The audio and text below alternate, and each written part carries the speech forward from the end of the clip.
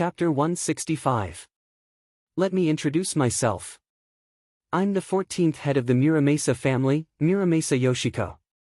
Perhaps you don't know me, but my useless brother, Muramasa Haoyue, died in the hands of your subordinates. Muramasa Yoshiko smiled and bowed to Yi Xian, appearing gentle and polite. At this moment, Yi Xian put his hands behind his back and looked at Muramasa Yoshiko indifferently. A cold smile appeared on the corner of his mouth, and he said calmly, "In order to take back the Muramasa demon blade, you Japanese can be said to be unscrupulous. Even Xia Qingzhu was subdued by you. I have to say that your methods are indeed much better than your brother's. Mr. Yi, you flatter us because I know that we are no match for you at all. We can only use some shameless methods to take back the Muramasa demon blade. As for Xia Qingzhu, we only promised her that we would help her Xia family rise again in Xia country. As for the exchange, it's naturally your life," Muramasa Yoshiko said with a smile. "How can you be so sure that a mere cup of poisonous wine can make me wait for death?" Yi Xian's expression was still calm. Lover's tears is the world's most poisonous poison, and it's also an absolute poison passed down from generation to generation in my Muramasa family. In the past 1,000 years, countless peerless experts have died under this absolute poison. Even if Mr. Ye's cultivation is unparalleled, in the face of this world's most poisonous poison, you can only turn into a pool of blood and die. Mr. Yi, I have to say that you're too arrogant. If you were ruthless enough to kill Xia Qingzhu and throw away this cup of poisonous wine, we would turn around and leave. From then on, we would never dare to dream of taking back the Muramasa demon blade. Unfortunately, you didn't harden your heart in the end. This is also destined for you to die today." Muramasa Yoshiko smiled sweetly. She was really proud and had great confidence in lover's tears because this kind of poison in the world was incurable. She had never heard of anyone who could survive. Buzz! Suddenly, without waiting for Muramasa Yoshiko to react, Yi Xian took a step forward, and the surrounding void exploded. A jade-like palm quietly grabbed Muramasa Yoshiko's neck and directly lifted her into the air. Cluck! Cluck! Cluck! Yi Xian's fingers tightened slightly. Muramasa Yoshiko's neck twisted strangely, and a strange sound came from her throat. She had difficulty breathing, and her eyes widened in fear. She looked at Yi Xian with a horrified expression. "No! Impossible! You! How can you use Neishi?" Muramasa Yoshiko screamed in horror, her hands and feet struggling in the air. "Even the 9-in sunflower water can't harm my half-immortal body, let alone the poison of the mortal world. You can die in peace." Yi Xian smiled sinisterly, and a terrifying force came from his palm. Muramasa Yoshiko's neck was broken and she died. Bang! Yi Xian casually tossed the woman's corpse to the ground as his cold voice rang out. "Beichen, kill them all. Leave no one alive. This subordinate obeys." A cruel sneer was heard. At some point, Gu Beichen quietly appeared behind Yi Xian with a blood-red long sword in his hand. Like a ferocious tiger entering a flock of sheep, he charged towards the black-clothed samurais with a bloodthirsty and violent aura. The blood-red sword flew through the air, and the killing was silent. Only a large amount of blood soaked the wedding banquet. Dozens of samurais in black fled in a sorry state. However, under Gu Beichen's terrifying killing, these samurais helplessly realized that they could not escape at all. They could only become lambs waiting to be slaughtered. At this moment, Yi Xian's expression was cold and ruthless. The blood-red light around him slowly bloomed. He was silently watching Xia Qingzhu. Xia Taijun had already knelt on the ground, his legs weak. His eyes were filled with despair. Nephew Yi. It's all because these Japanese forced us. Spare our lives." Xia Taijun begged loudly, deeply afraid that Yi Xian would kill them both here. "Yi Xian, if you want to kill me, then kill me. To be able to die in your hands, Qingzhu has no regrets." Xia Qingzhu had a smile on her face. There wasn't the slightest bit of fear on her face as she quietly looked at Yi Xian. "Sir, if you can't bear to do it, let me do it." Gu Beichen strode over. The blood-red sword in his hand was already stained with blood. The so-called Japanese samurais were all slaughtered by him. However, Gu Beichen also knew that Yi Xian could not bear to kill his lover of the past. "Back off," Yi Xian said softly. Gu Beichen was stunned, but he still retreated behind Yi Xian. However, disappointment appeared in his eyes. It seemed that Yi Xian still had feelings for this woman and intended to spare their lives. At this moment, the killing intent around Yi Xian disappeared without a trace. His eyes were slightly unfocused as he walked slowly towards Xia Qingzhu. A trace of love that he had never had before appeared in his eyes. "Qingzhu, did you know that when I was young, my biggest dream was to personally put on your wedding dress for you and let you grow old with me and live happily for the rest of our lives?" Yi Xian gently stroked Xia Qingzhu's hair. His eyes were filled with love. It was as if he had returned to those youthful days and was caressing Xia Qingzhu's soft hair just like now. Looking at Yi Xian's loving gaze, Xia Qingzhu's heart ached. Memories of their childhood together surfaced in her mind. At this moment, she suddenly hugged Yi Xian. A line of clear tears flowed from her eyes, wetting Yi Xian's clothes. "Big brother Yi Xian, I've let you down. I really know that I was wrong. Can you forgive Qingzhu and let us return to the past?" A trace of sadness and self-mockery quietly flashed across Yi Xian's eyes. His thoughts drifted as memories hidden in his mind surfaced.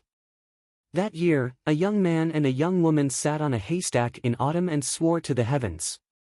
"Big brother Yi Xian, Qingzhu will definitely marry you when she grows up. Will you marry Qingzhu?" "Yes, I definitely will.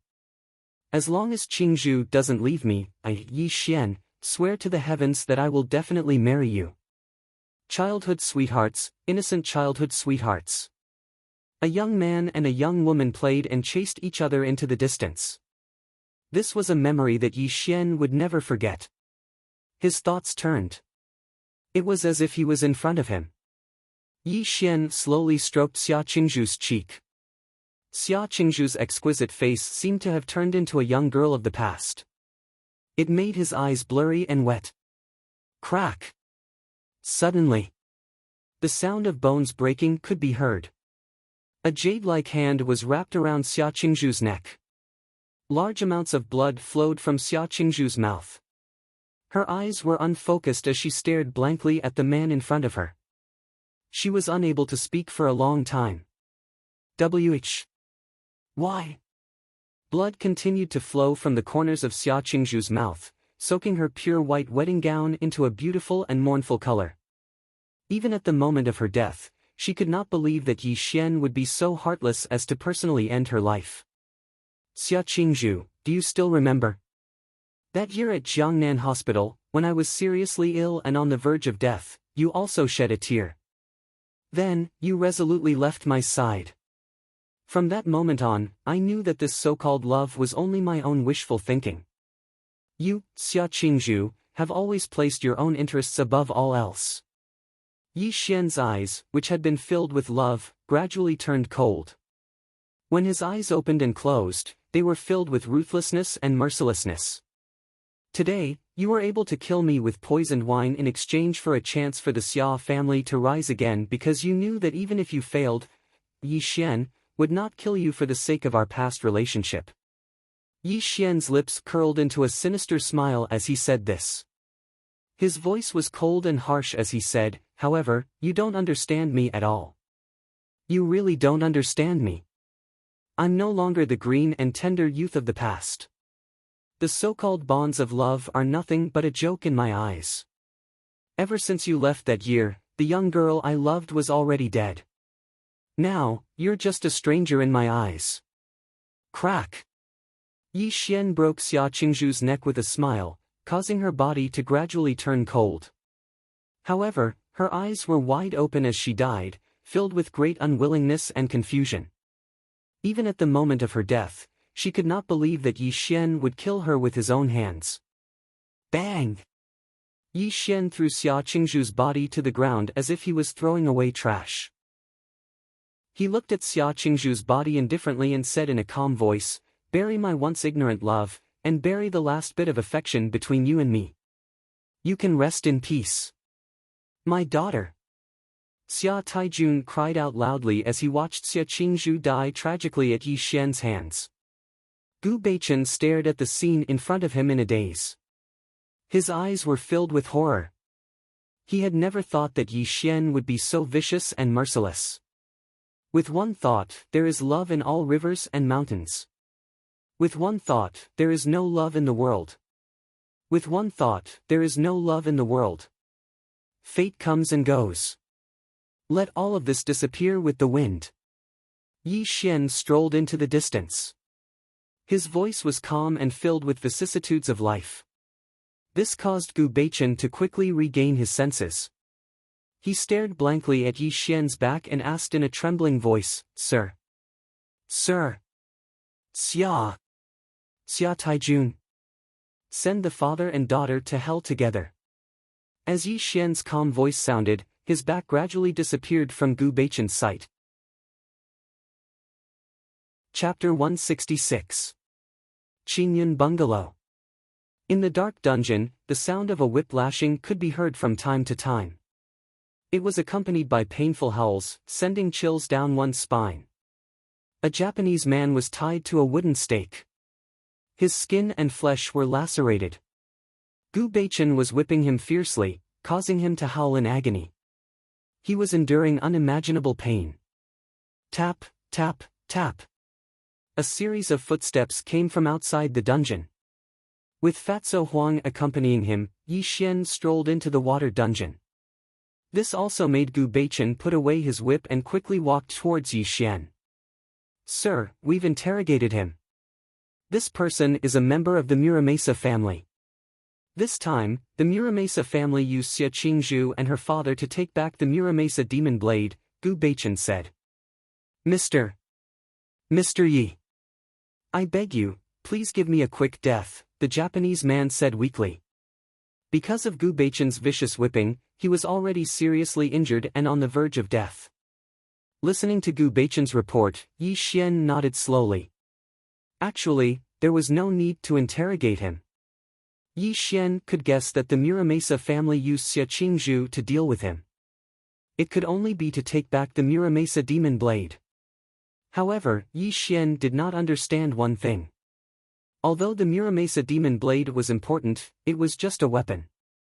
However, for the Japanese to value it so much, it was definitely not that simple. Bring him over. I have something to ask him, Yi Xian said softly. Soon, Gu Beichen brought the Japanese man to Yi Xian and made him kneel on the ground. He groaned from time to time. It was obvious that the pain on his body was somewhat unbearable. Tell me, what's the secret of the Muramasa demon blade? Yi Xian said calmly and looked at the person at his feet indifferently. Mr. Yi. I've said everything that needs to be said. This blade is the treasure of the Muramasa family. Naturally, we have to take it back, Fatso Huang snorted coldly. His voice was cruel as he said, looks like you won't cry until you're in the coffin. Since that's the case, don't blame me for being ruthless. Ah! Fatso Huang twisted the man's arm into the shape of a fried dough twist, causing the man to wail in agony before fainting. A basin of cold water was poured on this person, instantly waking him up from his coma. However, the pain coming from his right arm made him spasm on the ground. It was obvious that he was in extreme pain. I'll talk. The Japanese man's mind had completely collapsed. Like spilling beans, he revealed the secrets of the Muramasa demon blade. Muramasa's demon blade was one of Japan's divine weapons. It contained unimaginable power, and this was something that everyone knew. But this wasn't the most important thing. The most important thing was that the Muramasa demon sword was a key to open the door to the spirit-branded retainer. Legend has it that the long-lost Kusanagi sword was hidden within the Shikigami's door. Legend has it that the Kusanagi sword was the sword of a god and possessed the power to destroy the heavens and earth. Since ancient times, there had been a legend in Japan. Whoever could open the door to the spirit-branded retainer would be able to dominate the entire world. However, the Japanese royal family had never found out where the door to the spirit-branded retainer was. Although the Japanese royal family had not found the door to the spirit-branded retainer, they could not afford to lose the Muramasa demon blade. This was also the reason why the Emperor of Japan ordered the Muramasa family to take back the Muramasa demon blade from Yi Xian at all costs. Yi Xian. I've said everything that needs to be said, but I want to tell you, even if you're the #1 expert in the East, you're still just one person. If you want to fight against the strength of an entire country, you'll only die without a burial ground. The Japanese man laughed bitterly. Blood flowed out of his mouth uncontrollably. He had actually committed suicide by biting his tongue. The strength of an entire country? Yi Xian muttered to himself.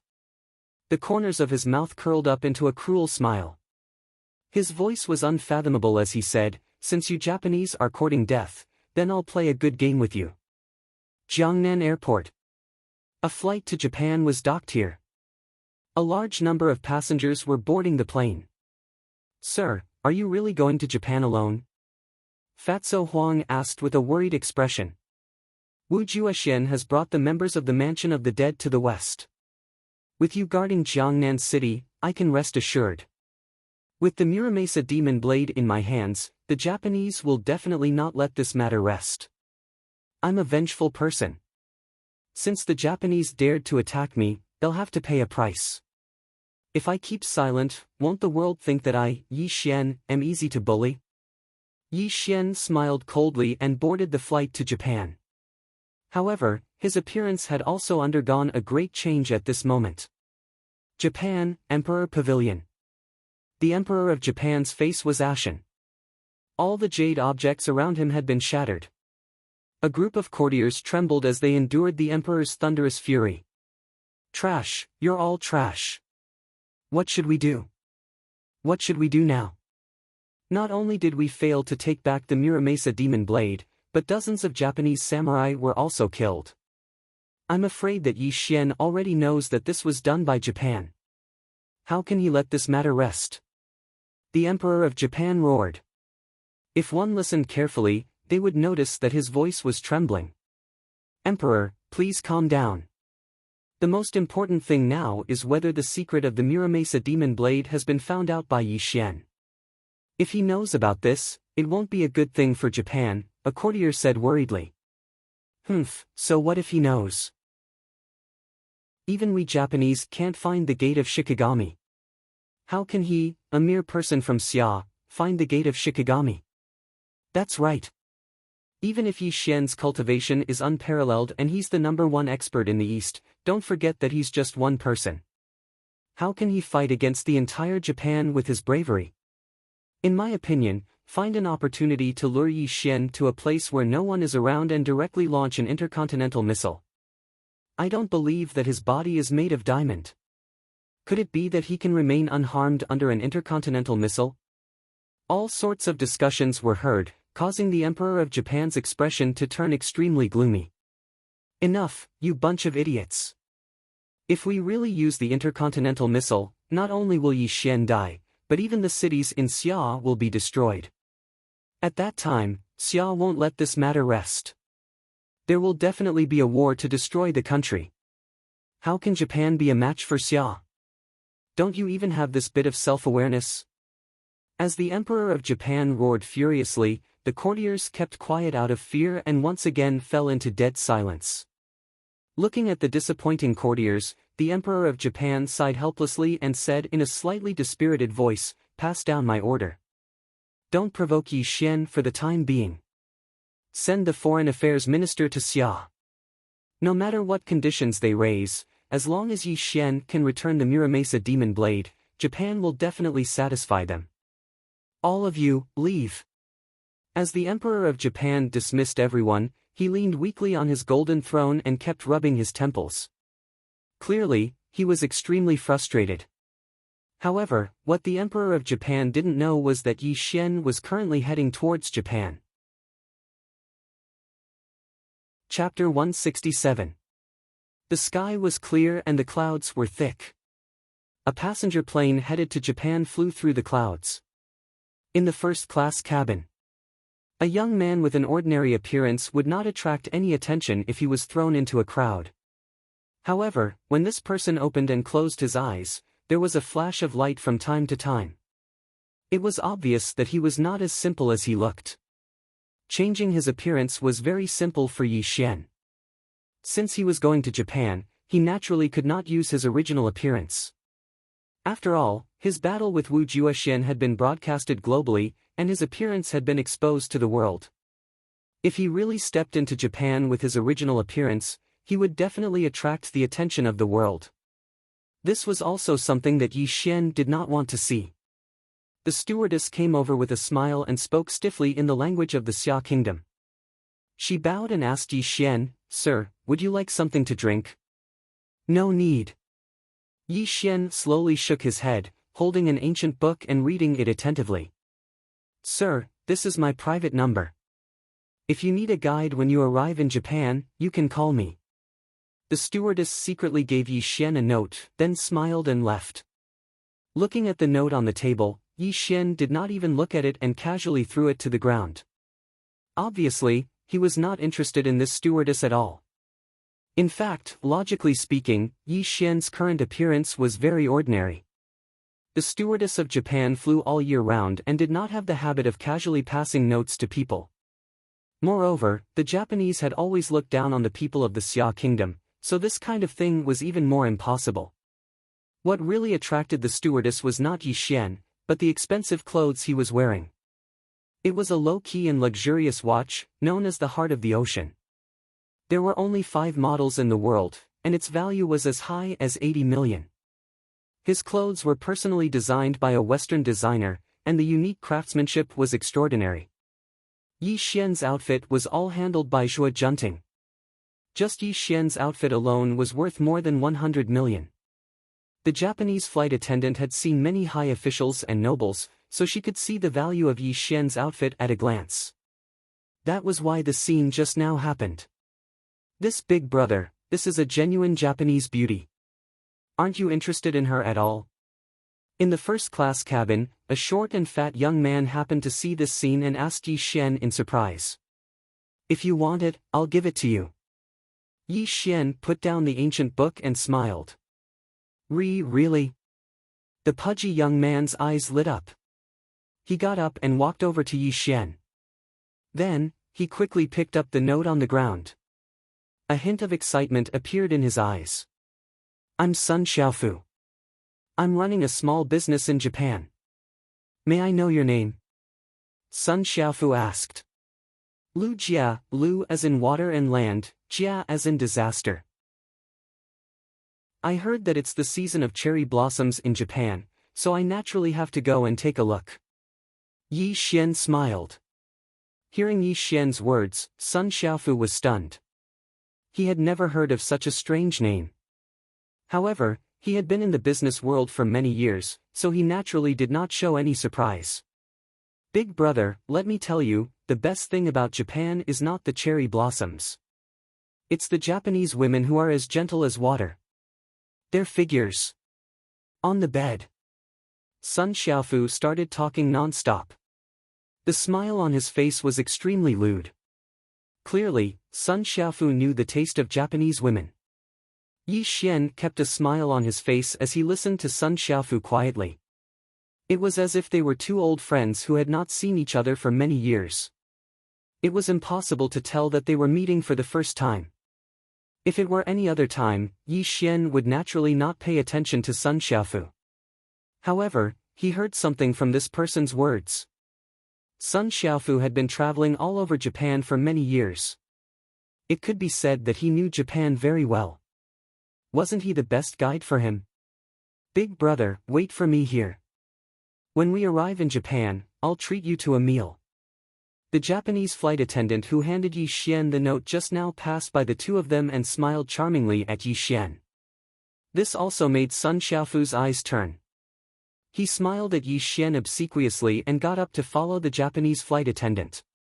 Looking at this scene, even though Yi Xian was not a lecher, he could tell what Sun Xiaofu wanted to do. This made him slightly speechless.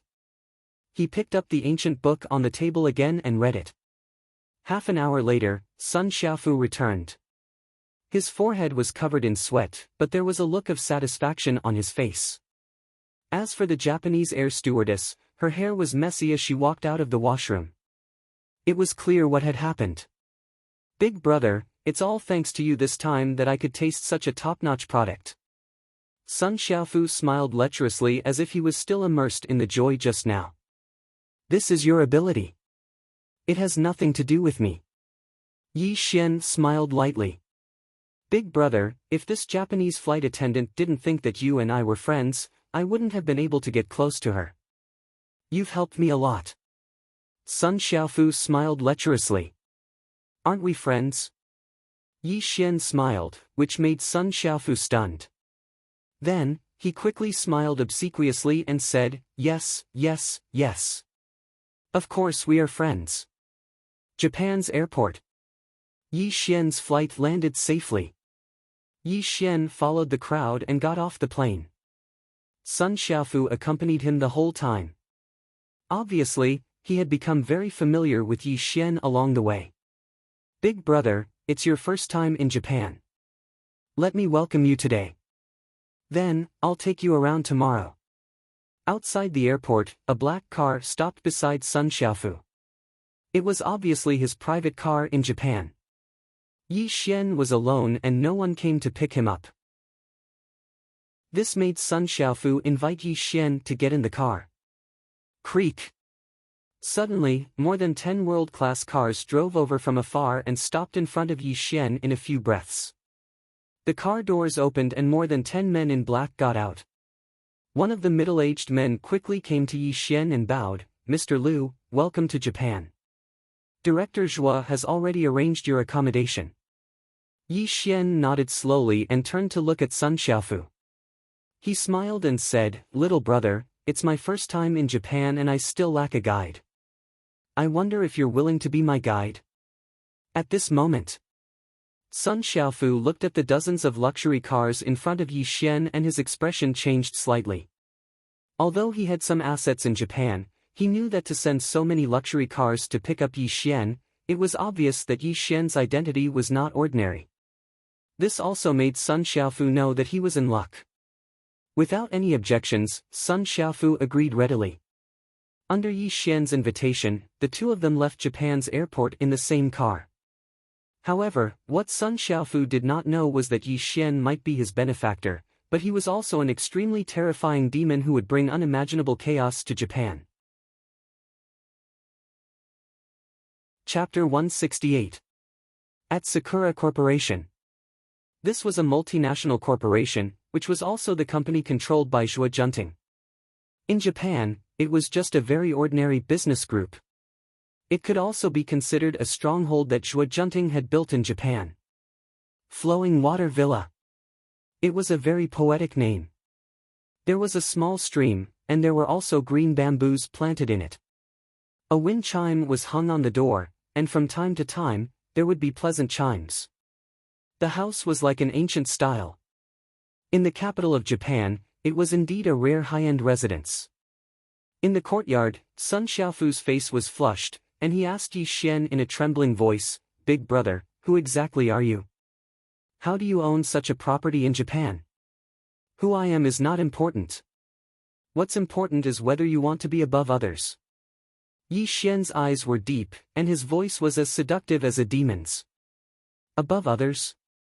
Sun Xiaofu muttered to himself. He looked at Yi Xian with a slightly cautious gaze. Sun Xiaofu seemed to be lewd and absurd, but he was definitely not a fool. Otherwise, how could he survive in a foreign country for so many years and still have a small fortune? Sun Xiaofu deeply understood that there was no such thing as a free lunch in this world. If you wanted something, you had to give something of equivalent value. How could he not understand this principle? "Big brother Liu, just say it. What do you want me to do?" Sun Xiaofu's expression turned solemn. He had already begun to be wary of Yi Xian. At this moment, Yi Xian narrowed his eyes. The smile on his face disappeared, and a hint of coldness appeared. He said in a strange and sinister voice, "I want detailed information on all the underground forces in Japan, as well as the location of all the arsenals in Japan. As long as you do these things for me, I'll give you unimaginable money and power." As Yi Xian's words fell, Sun Xiaofu's face instantly turned pale. His eyes widened, and his voice trembled as he said, "Arsenals. Arsenals. Who? Who are you? What do you want? What do I want?" Yi Xian's lips curled into a cold smile. His eyes were sinister as he said, "Of course we have to do something interesting. After all, this tiny country has been quiet for too long. Big brother, just pretend that I never came here today. I have never seen you before. Goodbye." Sun Xiaofu turned around and left without stopping. Although Yi Xian didn't reveal his plan, Sun Xiaofu wasn't a fool. It involved the military power of Japan, and this was something unimaginable. Although Sun Xiaofu was greedy and liked money and beautiful women, he cherished his life more. He didn't want to know what Yi Xian was planning because he already knew that even if the other party wasn't a terrorist, he definitely wasn't a good person. If he was really involved, he was afraid that he wouldn't even know how he died. "Do you think you can walk?" Yi Xian said calmly, but it made Sun Xiaofu stop in his tracks. More than 10 men in black had already appeared outside the door. Obviously, it would be more difficult for Sun Xiaofu to leave this place. Looking at the scene in front of him, Sun Xiaofu's body trembled. He turned around and knelt down in front of Yi Xian, crying loudly, "Big brother, I have an 80-year-old mother and a wife to support. Please let me go. TSK, TSK, TSK." Yi Xian slowly shook his head and slowly helped Sun Xiaofu up. With a warm smile on his face, he said, "Little brother, didn't you have a lot of fun with that Japanese stewardess on the plane? As long as you work for me loyally, I can let you play with such a woman every day. You can even have billions of dollars and enjoy the happiness of having multiple wives. Isn't that great?"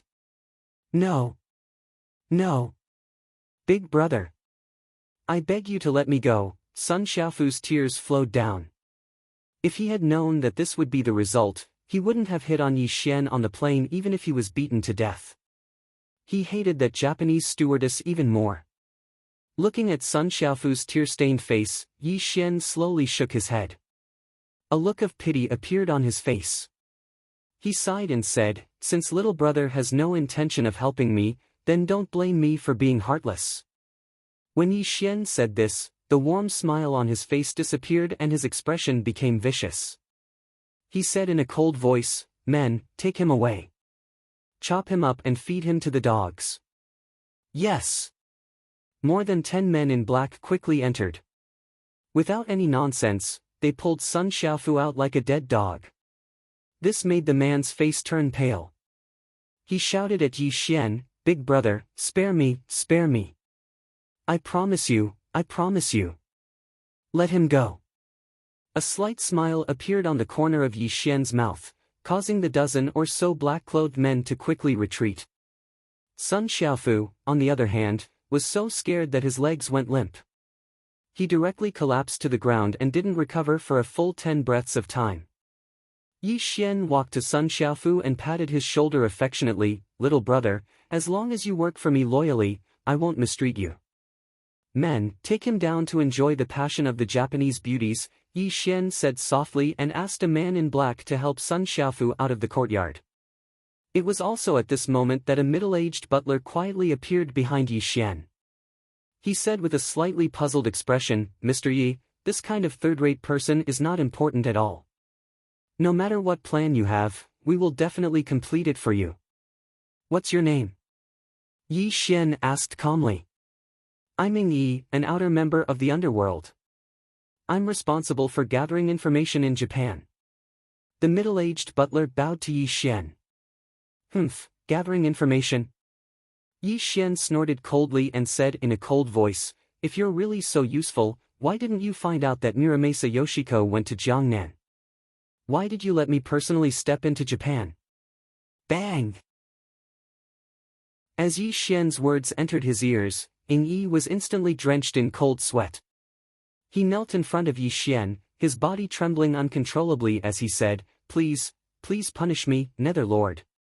It's us who are useless. Unfortunately, Yi Xian was unmoved by Ying Yi's apology. This made the man grit his teeth, take out a dagger, and cut his left arm. Fresh blood splattered as the man cut off his arm. A large amount of blood flowed out. Then, he kowtowed to Yi Xian again and said in a trembling voice, Please forgive me, Netherlord. I'll definitely make up for my mistakes and not let you down. I'll let it go this time, but remember this. If there's a next time, you'll have to stretch out your neck and end your own life, Yi Xian said calmly. Yes, I'll take my leave. Ying Yi endured the pain of losing his arm and left. It was obvious that he was lucky to be able to keep his life. In the courtyard, Yi Xian narrowed his eyes and slowly shook his head. He was already dissatisfied with these outer members of the underworld. He wanted elites, not arrogant trash like them. As for Sun Xiaofu, although he seemed to be greedy and lecherous, his words were well organized and he knew all sorts of things about Japan like the back of his hand. This was the talent that Yi Xian wanted, and compared to these outer circle members of the underworld, there was a world of difference. Chapter 169. Chop him up and feed him to the dogs. This simple sentence was filled with ruthless killing intent, causing Sun Xiaofu to wake up from his nightmare once again. He didn't even have the heart to pay attention to the two Japanese women who were wrapped around him. The night sky was like a curtain, filled with stars. Sun Xiaofu's expression was complicated. After an hour, a helpless expression appeared on his face. He got off the bed and walked towards the center of the courtyard. In the courtyard, Yi Xian sat cross-legged under the cherry blossom tree. As he breathed, blood-red ribbons surrounded his body, and muffled sounds came from the surrounding void. Suddenly, Yi Xian opened his eyes. A blood-red light flashed across his eyes, and he looked at Sun Xiaofu with a deep gaze. I understand. Yes. That's good. The two of them had a short conversation, and everything was conveyed without words. To put it bluntly, Sun Xiaofu knew that he had no way out. If he didn't listen to Yi Xian's orders, he would only die. If he helped Yi Xian, he would at least have a chance to live and enjoy the glory and wealth of the human world. Sun Xiaofu understood this principle very well. He appeared here to express his attitude to Yi Xian. Sir, the officer in charge of the military base in Japan is called Niteichiro. As long as you control him, you will naturally be able to open the gate of the military base. I have a friend who is reporting under this person and can completely come into contact with Niteichiro. Chi! Yi Xian casually threw a black gold card to Sun Xiaofu, who quickly received it. Yi Xian's voice slowly sounded at this moment. There are 10 billion in this card. The password is the last 6 digits of the card number. I'll give you 3 days. From Niteichiro to half of the courtiers in Dongying, you have to bribe them all for your use. Whether it's coercion or killing to establish your authority, I don't care what method you use. I just want to see the results within 3 days. As Yi Xian's voice fell, Sun Xiaofu's lips trembled as he looked at Yi Xian in horror. My lord, don't worry. In a place like Dongying, as long as you have money to clear the way, these things won't be a problem. Sun Xiaofu tried his best to calm himself down and then bowed to Yi Xian. Go. Find me here in 3 days. If you don't complete the mission I gave you, you should know what will happen to you, Yi Xian said calmly. Yes, sir. Sun Xiaofu had a complicated look on his face. He carefully put away the black gold card, then strode out of the flowing water house. Suddenly, Sun Xiaofu stopped in his tracks and looked back at Yi Xian. With a complicated voice, he asked, Sir, aren't you afraid that I'll take the money and leave? You won't. Because you're a smart person. Yi Xian smiled indifferently. He closed his eyes again and went back to cultivating. Sun Xiaofu looked deeply at Yi Xian, then quickly left the place. Yi Xian didn't give him much time. A silent massacre was happening. The originally peaceful capital of Dongying was in an uproar. In the past 3 days, many officials had died in their homes. Dongying was a small country. The mafia ran rampant. In this country, the mafia was a legal organization. As long as you had money, these mafia could be used. Money, beauties, massacres. Under the attack of Sun Xiaofu's huge amount of money, the mafia and samurai families in Dongying were all used by Sun Xiaofu.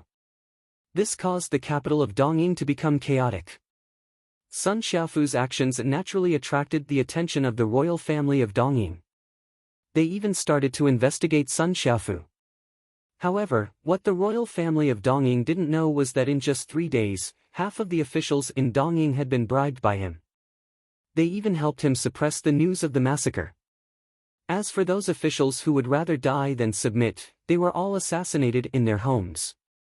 Most importantly, Nichichiro, the high official in charge of the military base in Japan, had already become brothers with Sun Xiaofu. Every day, he would indulge in sensual pleasures and indulge in the pleasures of women. 3 days wasn't a long time, but it wasn't short either. When the first ray of morning light shone on the flowing water house from the east, Sun Xiaofu appeared in front of Yi Xian, dressed in bright clothes. "My lord, I have completed the task you have entrusted me with. Nichichiro and I have become sworn brothers. What is the next step of my lord's plan?" Sun Xiaofu bowed, lowering his posture to the lowest possible level. "Very good. You've done well." Yi Xian stood under the cherry blossom tree with a satisfied smile on his face. "Go and tell Nichichiro that you have a friend who wants to visit the military base in Dongying. I don't think he'll reject you," Yi Xian said calmly. "Yes, sir. I'll do it right away." Sun Xiaofu was very smart. He didn't ask about Yi Xian's plan because he knew what to ask and what not to ask. This was where he was smart. In an underground military base in the suburbs of Dongying's capital. The steel technology door opened. Nichichiro was wearing an official's robe and his face was flushed. He was anxiously waiting for Sun Xiaofu's arrival. These days, Nichichiro could be said to be bursting with joy. This was because he had gotten to know a very rich sugar daddy. Every day, other than inviting him to spend time with beauties from different countries, he also gave him a large amount of money. With this money, even if he retired, it would be enough for him to squander happily for the rest of his life. Of course, for a sugar daddy like Sun Xiaofu, Nichichiro would grant all of his requests. Today, Sun Xiaofu wanted to bring a friend to visit the military base that he was in charge of. For such a simple request, Nichichiro naturally agreed to it. Although the Dongying royal family prohibited private individuals from entering the military base, he was the highest-ranking officer here. As long as this matter wasn't leaked, who would know? A black car that was worth tens of millions drove over from afar. After passing through layers of armed checkpoints, it finally stopped in front of the military base's gate. Sun Xiaofu got out of the car first and quickly opened the door. Yi Xian calmly walked out of the car. This made Nichichiro stunned. This was because he realized that Sun Xiaofu, this sugar daddy, was extremely respectful to this ordinary-looking young man. It was as if he was this young man's servant. "Sun-kun, this is..." Nichichiro walked over quickly and asked Sun Xiaofu in a slightly stiff Xia language. "Sun-kun, this is my boss, Mr. Liu. He is an extremely famous and wealthy businessman in Xia country. He has always admired your reputation and has specially come to meet you today," Sun Xiaofu said with a smile. Hearing Sun Xiaofu's introduction, Nichichiro was stunned. He looked at Yi Xian with a slightly strange gaze. One must know that the people of Xia country were very sensitive among the upper echelons of Dongying. The reason why he could befriend Sun Xiaofu was because he had investigated Sun Xiaofu's background and knew that this person had been in Dongying for many years. As for the origin of Sun Xiaofu's money, Nichichiro had never figured it out. But now, It seemed that Sun Xiaofu's money was related to this Xia country businessman. After figuring out the crux of the matter, Nitteichiro smiled. He wasn't afraid that Yi Xian was a spy from Xia country. After all, there were only two of them. It was simply impossible for them to cause any trouble in the military base that he was in charge of. Chapter 170. Hi, welcome, Mr. Liu. Nitteichiro bowed and looked at Yi Xian as if he was looking at a mountain of gold. I've long heard that Japan's military is powerful, and I've always wanted to see it for myself. Please lead the way, Mr. Nitta. Yi Xian had an extraordinary bearing and had the aura of a superior, so Nitteichiro did not dare to underestimate him. He even invited the two of them into the military base. Along the way, he constantly complimented Yi Xian, and Yi Xian nodded slightly in response.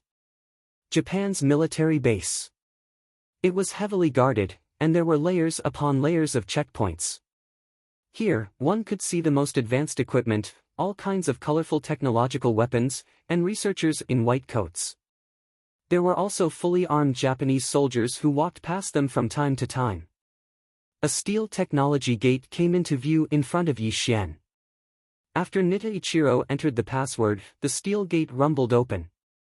Mr. Liu, this is the command room, and also the most important place in our military base. All military orders are transmitted from here. There were sophisticated electronic instruments, a large number of surveillance cameras, and many researchers walking back and forth. This was the scene that Yi Xian saw. When Yi Xian saw a super-large instrument, his eyes lit up, and he slowly walked toward the instrument. What is this for? Yi Xian stroked the instrument in front of him and asked in a puzzled voice. Looking at this scene, Nitteichiro's expression changed. He quickly went forward and said, Mr. Liu, you can just look at this.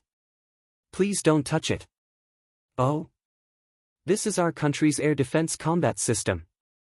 It is also the most important part of this military base. Whether it is intercepting other countries' missiles or launching intercontinental missiles, it is all operated by this instrument, Nitteichiro quickly explained. Intercontinental missiles? Yi Xian muttered to himself, then looked at Nitteichiro strangely and said, so, as long as this instrument is activated, it can directly launch intercontinental missiles at other countries? Looking at Yi Xian's smile, Nitteichiro was stunned. A faint sense of uneasiness rose from the bottom of his heart. He looked at Yi Xian with a slightly puzzled expression and said, that is true, but it is impossible for such a thing to happen. If we launch intercontinental missiles at other countries, it is simply provoking a war between countries. Even the emperor cannot bear such a crime. Huh. Suddenly, Yi Xian laughed out loud, as if he had found something extremely interesting. This also made Nitteichiro and Sun Xiaofu stunned. They did not know why Yi Xian was laughing. Mr. Nitteichiro, Yi Xian said, playfully. Of course. I would like to see if the air defense combat system is really as powerful as you said. Ha! Mr. Liu. You really know how to joke. Nitteichiro forced a smile, but his eyes were already filled with vigilance when he looked at Yi Xian. A large number of soldiers quickly gathered behind him, and the guns in their hands were vaguely aimed at Yi Xian. Mr. Nitteichiro, do you think I am joking? Yi Xian's smile disappeared. His voice gradually turned cold, and a trace of brutality flashed across his eyes. Who are you? At this point, if Nitteichiro still thought that Yi Xian was a businessman from the Xia kingdom, even he would have to scold himself for being an idiot. Looking at the other party's posture, it was obvious that he did not come with good intentions. Who I am is not important. What is important is that I am very interested in intercontinental missiles, and I also want to test the power of this weapon. Yi Xian slowly walked towards Nitteichiro. Capture him for me. Nitteichiro said in a gloomy voice. He could already tell that Yi Xian did not come with good intentions, so he directly gave the order to the soldiers behind him. Pfft! Blood splattered everywhere, and heads fell to the ground.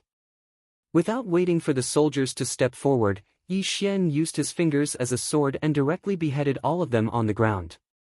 This made Nitaichiro's expression change greatly, and he staggered back. Buzz! Yi Xian took a step forward and suddenly appeared in front of Nitaichiro, lifting him into the air. A cruel and cold smile appeared on Yi Xian's lips. I am a very reasonable person. As long as you activate this device, I will naturally not harm your life. But if you don't listen, then don't blame me for being merciless. Yi Xian's 5 fingers slightly tightened, causing Nitaichiro's face to turn purple. He kept struggling in Yi Xian's hands, and many of the researchers present turned pale. They hid in the corner and did not dare to make a sound. Let go. I promise you. Nitaichiro said in a trembling voice. This also made Yi Xian release him. Huff. Huff. Huff. Nitaichiro collapsed on the ground, panting heavily. He looked at Yi Xian with an extremely gloomy expression, but he quickly got up and went to the device according to Yi Xian's instructions. Paw! Suddenly, Nitaichiro quickly pressed a red button, and the entire military base suddenly emitted an ear-piercing alarm. The steel door of the command room suddenly fell down, completely isolating the entire place from the outside world. Damned warrior from the state of Great Xia, our people will be here soon. You definitely can't escape. At this moment, Nitaichiro's face was ferocious. The glaring red alarm around him seemed to have given him great confidence. You are really courting death. Yi Xian said in a gloomy voice. A bloody light shot out from his sword fingers and directly cut off Nitaichiro's left arm. The spurting blood was extremely terrifying, causing him to howl miserably. Pig from the state of Great Xia, you won't be able to activate this device. Kill me if you can. But let me tell you, you won't be able to walk out of here today. The only outcome for you is death. Nitaichiro held onto the wound on his severed arm and roared loudly. His eyes were filled with viciousness. It wasn't that he wasn't afraid of death, but if he really did as Yi Xian said and activated the anti-air combat system, the Emperor of Japan would probably cut him into pieces. Looking at Nitaichiro's unyielding expression, Yi Xian smiled coldly. If it was any other time, even if the other party's will was made of iron, Yi Xian would be able to make him submit obediently. But now, Yi Xian didn't have time to deal with this person because he wanted to play a game. This game would shock the entire world, and it would also be a great lesson for Yi Xian to teach the Japanese. Yi Xian looked around at the many researchers present, and his cold voice sounded out at this moment. Everyone, I'm a very reasonable person. If anyone can help me activate this device, I naturally won't hurt them. But if any of you don't know what's good for you, then don't blame me for being ruthless. Unfortunately, Yi Xian's threat didn't have any effect. The researchers present were dead silent. Obviously, helping Yi Xian activate the device was purely an act of seeking death. You guys have really disappointed me. Yi Xian narrowed his eyes. When he slashed out with his sword, one of the researchers died on the spot, causing the rest of the people to scream. I'll only give you 10 breaths of time to consider. After 10 breaths, if you still don't activate this device, then all of you will die here. Yi Xian said coldly, causing the faces of the researchers present to turn pale. 1, 2, 3, the countdown to death began. As Yi Xian's calm voice rang out, many of the researchers trembled. Everyone's faces were filled with hesitation and struggle. Chapter 171. Time's up. It seems like you guys aren't afraid of death. Yi Xian smiled sinisterly. His palms were glowing, and the air around him was exploding. It was as if he was going to kill all the researchers in the next moment. Sir, it's not that we don't want to help you, but the key to activate this instrument is in Nitaichiro's hands. Suddenly, a middle-aged researcher spoke with a trembling voice. It was obvious that he had finally collapsed under the pressure of death. With this person taking the lead, the rest of the researchers expressed their stance toward Yi Xian. You damned bastards! Nitaichiro's face was ashen. His lips were trembling as he shouted angrily at the researchers present. Yi Xian waved his hand and the key hidden in Nichihiro's chest was sucked into Yi Xian's hand. Then, Yi Xian tossed the key to the middle-aged researcher. "Activate this instrument right now," Yi Xian said coldly. "Yes. Yes." The middle-aged researcher did not dare to delay. He hurriedly got everyone to stand up and gather in front of the super instrument. As the key was inserted into the groove, the instrument immediately started operating and emitted a slightly dazzling light. "You bastards, you're committing treason. You'll definitely be sentenced to death by the Emperor," Nichichiro roared angrily. "I don't know if they'll die or not, but I know that you're going to die now." Yi Xian smiled coldly. Since Nichichiro was no longer of any use, his only fate was death. A blood-red light was flung out from Yi Xian's hand. Nichichiro's eyes were wide open as he turned into a headless corpse. He no longer had any signs of life. This caused the researchers to tremble. They sped up the activation of the instrument. Activating air defense combat system. Activating surface-to-air missiles. Intercontinental missiles are ready. The system's cold voice sounded. However, when Yi Xian heard it, his smile became even wider. However, a trace of cruelty flashed across his eyes. "Prepare to launch the intercontinental missiles. Target the Western powers." Yi Xian placed his hands behind his back and spoke in a calm voice. My lord. No. No. This will cause a war between our country and the Western countries." Hearing Yi Xian's order, the faces of the researchers changed drastically. They looked at Yi Xian as if they were looking at a lunatic. At this moment, Sun Xiaofu's face was pale. He quickly walked in front of Yi Xian and said with a trembling voice, "My lord, you must not do this. This will cause chaos in the world. The Japanese will definitely not let us off." "Ha!" Yi Xian sneered again and again. His voice was cruel as he said, "This game has just begun. You can wait and see who won't let go of who." "Fire!" Yi Xian said coldly. His eyes flashed with killing intent as he looked at the researchers present. It was obvious that if these people did not do as he said, they would end up in a horrible state. "My lord, you must not do this." The middle-aged researcher trembled as he refused. He knew very well what would happen if he pressed the purple button in front of him. Crack! The sound of bones cracking could be heard. Yi Xian brutally broke the man's neck, causing the rest of the researchers to scream in horror. "Do as I say. Otherwise, you will end up like him." Yi Xian looked at the rest of the researchers coldly. A great fear of life and death swept over them. Target locked, 45 degrees north latitude. Sufficient fuel.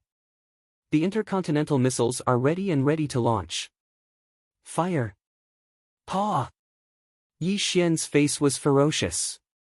When his low voice sounded, a researcher pressed the purple button with trembling hands. An extremely terrifying scene appeared. Outside the military base, the earth was shaking. The intercontinental missile launch pads were operating. Terrifying flames burned at the tail of the intercontinental missiles. Then, a loud explosion sounded. 10 intercontinental missiles soared into the sky. The blazing and terrifying flames broke through the sound barrier and shot toward the Western countries. At the same time, in the Western countries, the Air Defense Department was issuing an ear-piercing alarm. "Sir, an intercontinental missile has broken through the East China Sea's airspace and is heading toward our country." The Western researchers were trembling and screaming. A white man was as pale as a sheet. He quickly picked up the walkie-talkie and roared, "Activate the SSS-grade air defense system and launch the A-02 annihilation missile immediately. We must stop the intercontinental missiles from entering our country's territory." The Western countries were the first to discover the incoming intercontinental missiles. They all entered a state of readiness. All kinds of air defense systems were activated rapidly. A large number of air defense missiles were launched. Obviously, they were trying to prevent this disaster from happening. Dongying, military base. Yi Xian put his hands behind his back and calmly looked at the satellite screen in front of him. Many researchers were lying on the ground as if they had lost their souls. This was because they knew that when the intercontinental missiles headed west, they would be the biggest sinners in Dongying. Even if they did not die today, there would be no place for them in Dongying. My lord, are you crazy? At this time, Sun Xiaofu was already lying on the ground. His voice was trembling. He had never thought that Yi Xian would be so crazy. This wasn't a terrorist attack, but a world war. If the Western countries found out about this, not to mention whether or not the Western countries would forgive Yi Xian, just the anger of the Japanese would be something that Yi Xian wouldn't be able to withstand. How dare you! There was a loud explosion and an angry roar. 100-meter-long blade aura broke the iron door and an old man with silver hair rushed in. The terrifying earth energy around him buzzed and exploded. His eyes were filled with terrifying murderous intent as he looked at Yi Xian. Who are you? How dare you invade the Dongying military base and commit such a heinous crime? As the old man roared, countless Dongying warriors and soldiers surrounded the place. The black muzzles were pointed at Yi Xian as if they would shoot him into a sieve at any time. Who are you? Yi Xian smiled and said. The martial god of Dongying, Yamamoto Kazuto. The old man's hair and beard were fluttering as the earth energy around him exploded. The long blade in his hand emitted a cold blade aura and an extremely terrifying aura had already locked onto Yi Xian. My lord, he is the most powerful man in Dongying. You must be careful, Sun Xiaofu warned. Sun Xiaofu shouted as his pupils constricted. The old man in front of him was the martial god of Japan. Legend had it that he had already reached the Khanate level. Other than being defeated by Wu Juexian, he had never been defeated in his life. He was revered by the Japanese. Martial god? The most powerful man in Dongying? Yi Xian looked at Yamamoto Kazuto indifferently and said coldly, you can die now. Boom! His palm was like the sky, suppressing everything. Yi Xian's body emitted a blood-red light. He slowly raised his right hand and when he slapped out, the void collapsed and was annihilated. Chapter 172. Bang! His body exploded and blood rained down. The so-called number one expert of Japan couldn't even withstand a single palm from Yi Xian. He turned into a pool of blood and fell to the ground. When this scene appeared before Sun Xiaofu's eyes, he was completely dumbfounded on the spot. He looked at Yi Xian with an expression of shock that he'd never had before. Mr. Yamamoto! Many Japanese martial artists shouted in horror. They couldn't believe that the number one expert of Japan would die here. Open fire! Bang! Bang! Bang! Bang! The black muzzles shot out terrifying tongues of fire. The roar of the bullets was deafening, drowning Yi Xian in an instant. When they ran out of ammunition and food, the space gradually quieted down. However, the smell of burning in the air was extremely strong. Is he dead? A soldier said with a trembling voice. Quick! Look! Suddenly, someone cried out in fear, causing many of the Japanese soldiers to look in Yi Xian's direction. However, the following scene caused them to be completely stunned on the spot. There were even people who were fleeing. A misty bloody light covered Yi Xian's body. Countless bullets froze in the air. A cold smile appeared on his face. Buzz! The air trembled as the bullets were deflected. The terrifying sound of the bullets whistling through the air caused these Japanese to be riddled with holes. Their bodies shattered as large amounts of blood mist splattered out. All of them turned into ice-cold corpses that fell to the ground, not a single one of them was left alive. Killing all of them, not leaving a single one alive. This was Yi Xian's way of doing things. After all, he came to Japan to kill, not to sightsee. What a bunch of ignorant people.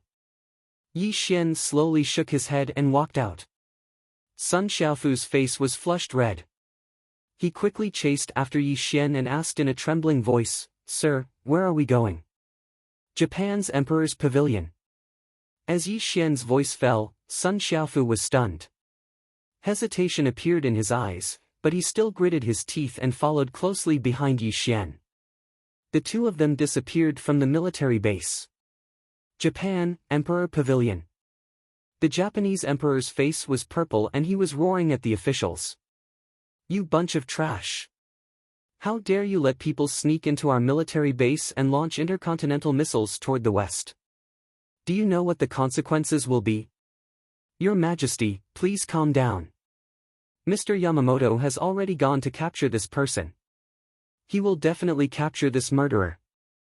When the time comes, we will naturally be able to give the Western countries an explanation," a courtier said in a trembling voice. Bang! Suddenly, the Emperor of Japan kicked the courtier to the ground. He took out a samurai sword and chopped off the courtier's head. A large amount of blood splattered all over the Emperor of Japan, but he didn't feel anything. "Explain? How are we going to explain this?" Right now, the Western countries have already sent out their battleships and are sending troops towards Japan. They have even declared war on the international stage. Do you bunch of trash know about this? The Emperor of Japan was completely enraged. His face was ferocious and distorted. He kept pacing around the Emperor Pavilion, causing the officials present to tremble. They were deeply afraid that the Emperor of Japan would kill them one by one in his extreme rage. "I don't care who did this. I will definitely kill him," the Emperor of Japan roared. From this, it could be seen how furious he was. Bang! Bang!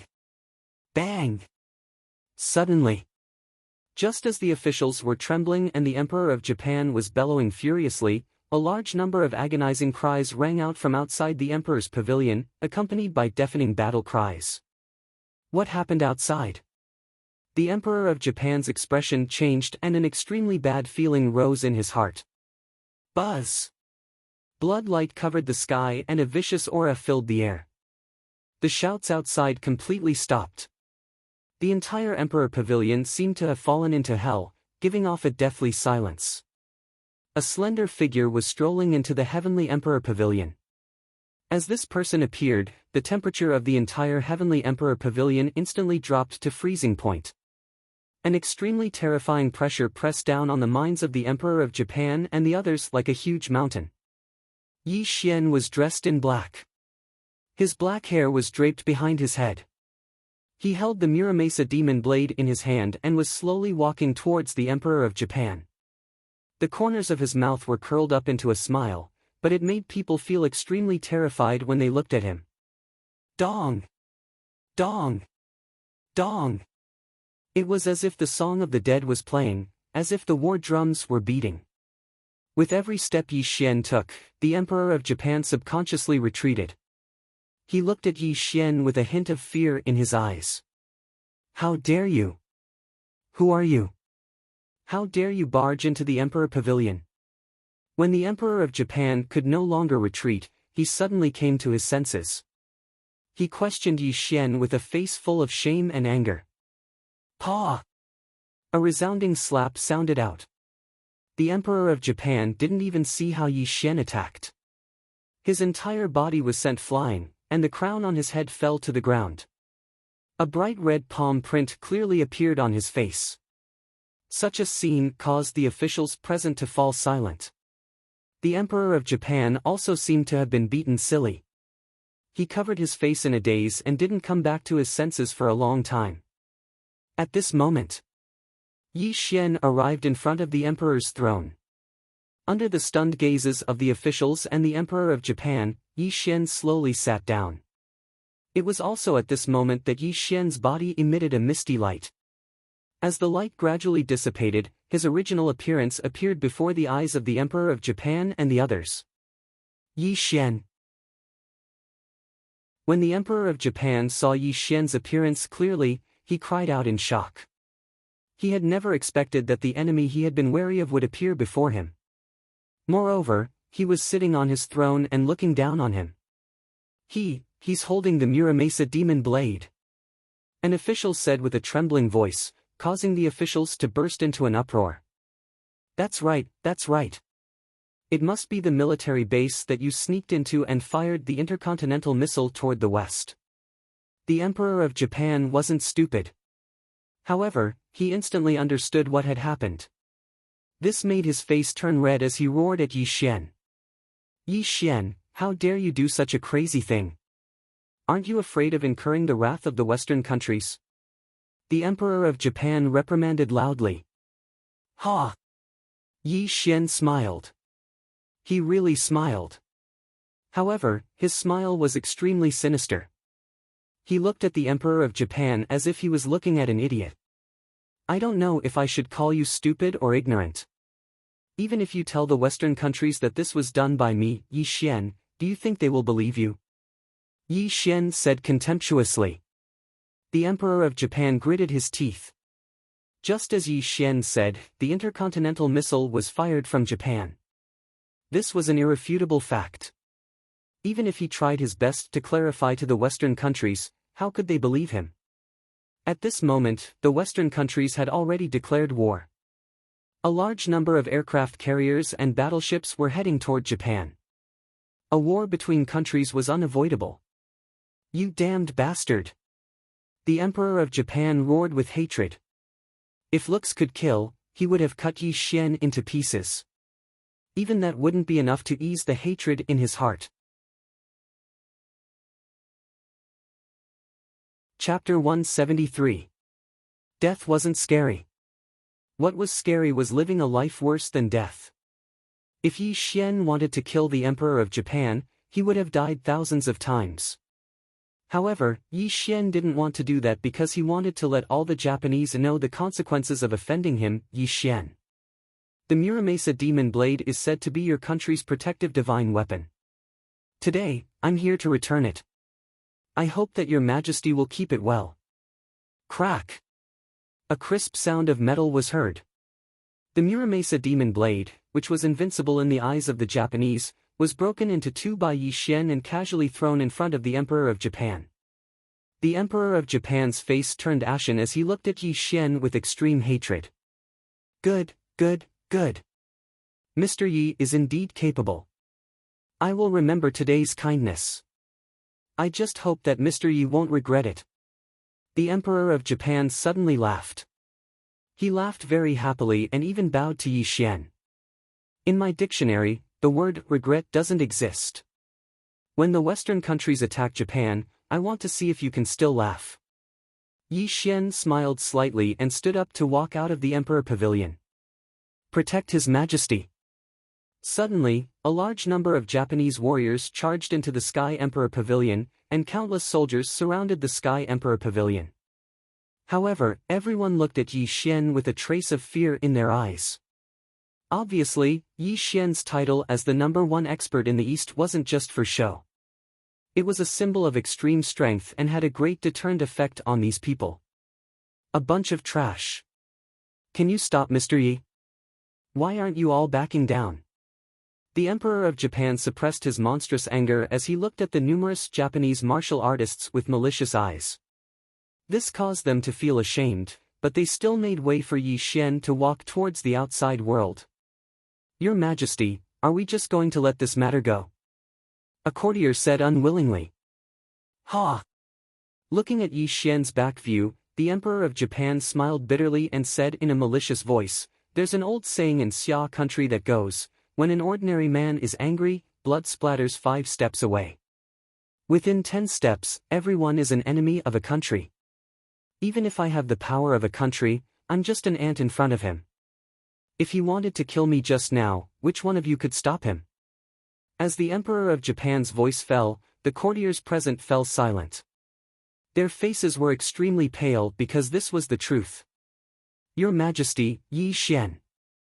Of the Western countries' warships. The Western. The Emperor of Japan took a deep breath and then slowly exhaled. He said in a deep voice, Japan is in trouble. It's all my fault. I will bear all the responsibility. The Emperor of Japan was in charge of a country. He was definitely not a mediocre person. In this moment of the country's rise and fall, he showed the magnanimity of an emperor. Everyone, please follow me to the East China Sea. I will personally apologize to the Western countries. The Emperor of Japan's expression was calm, but there was a flash of humiliation in his eyes.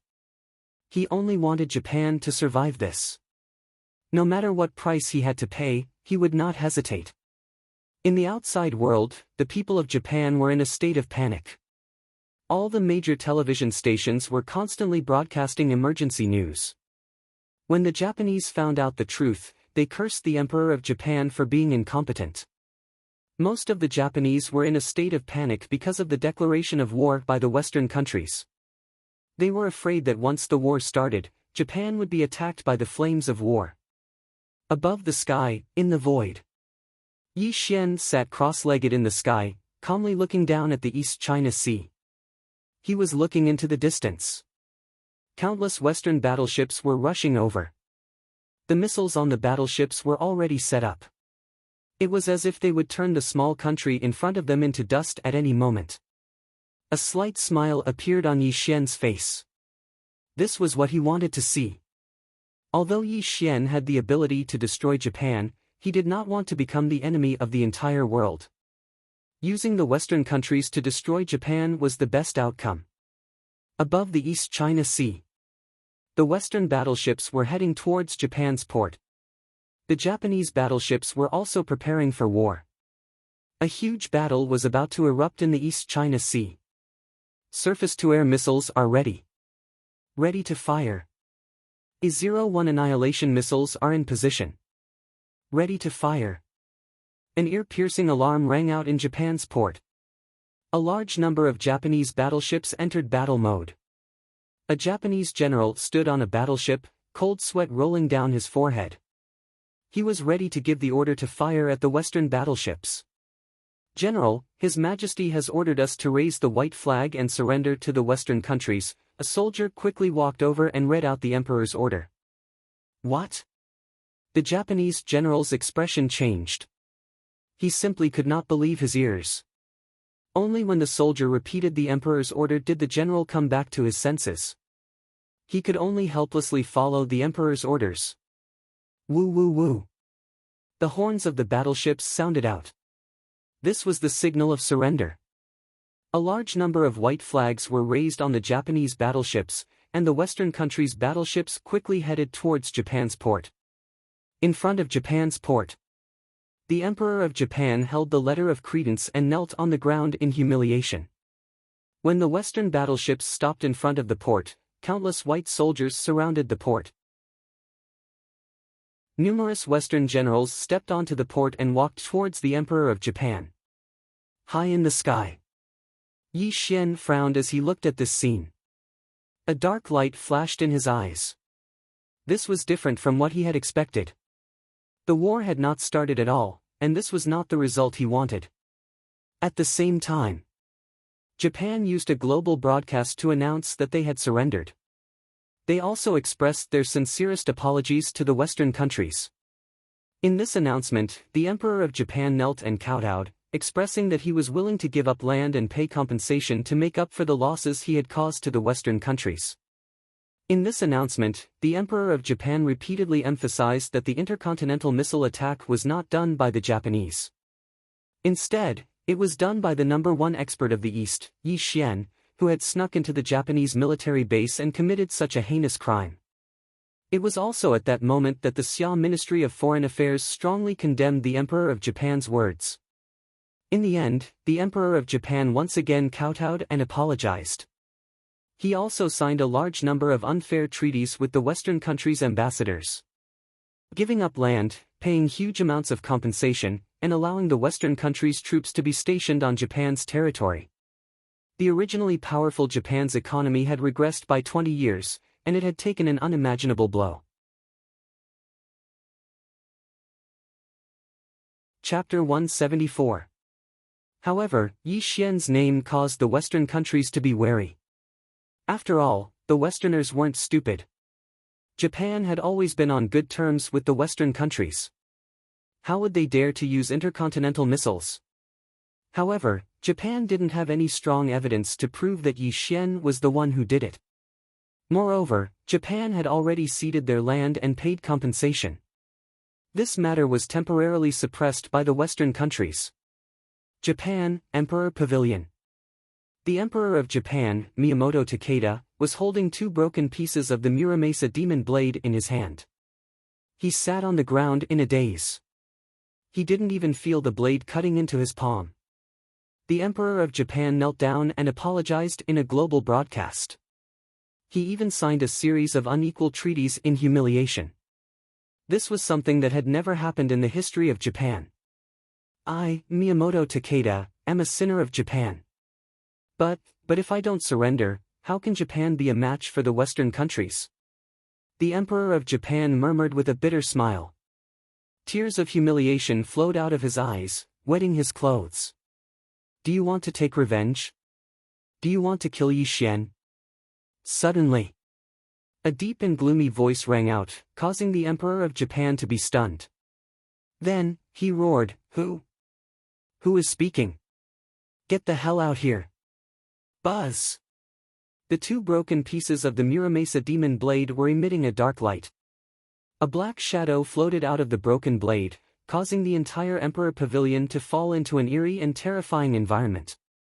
Miyamoto Takeda was stunned on the ground. You? Who are you? Facing such a strange scene, Miyamoto Takeda asked in shock. You don't need to know who I am. You just need to remember that I'm someone who can help you. The black shadow's aura was cold.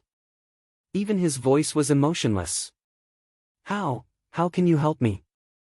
Miyamoto Takeda tried his best to calm himself down. He could feel that the sudden appearance of the shadow would bring him an unimaginable opportunity.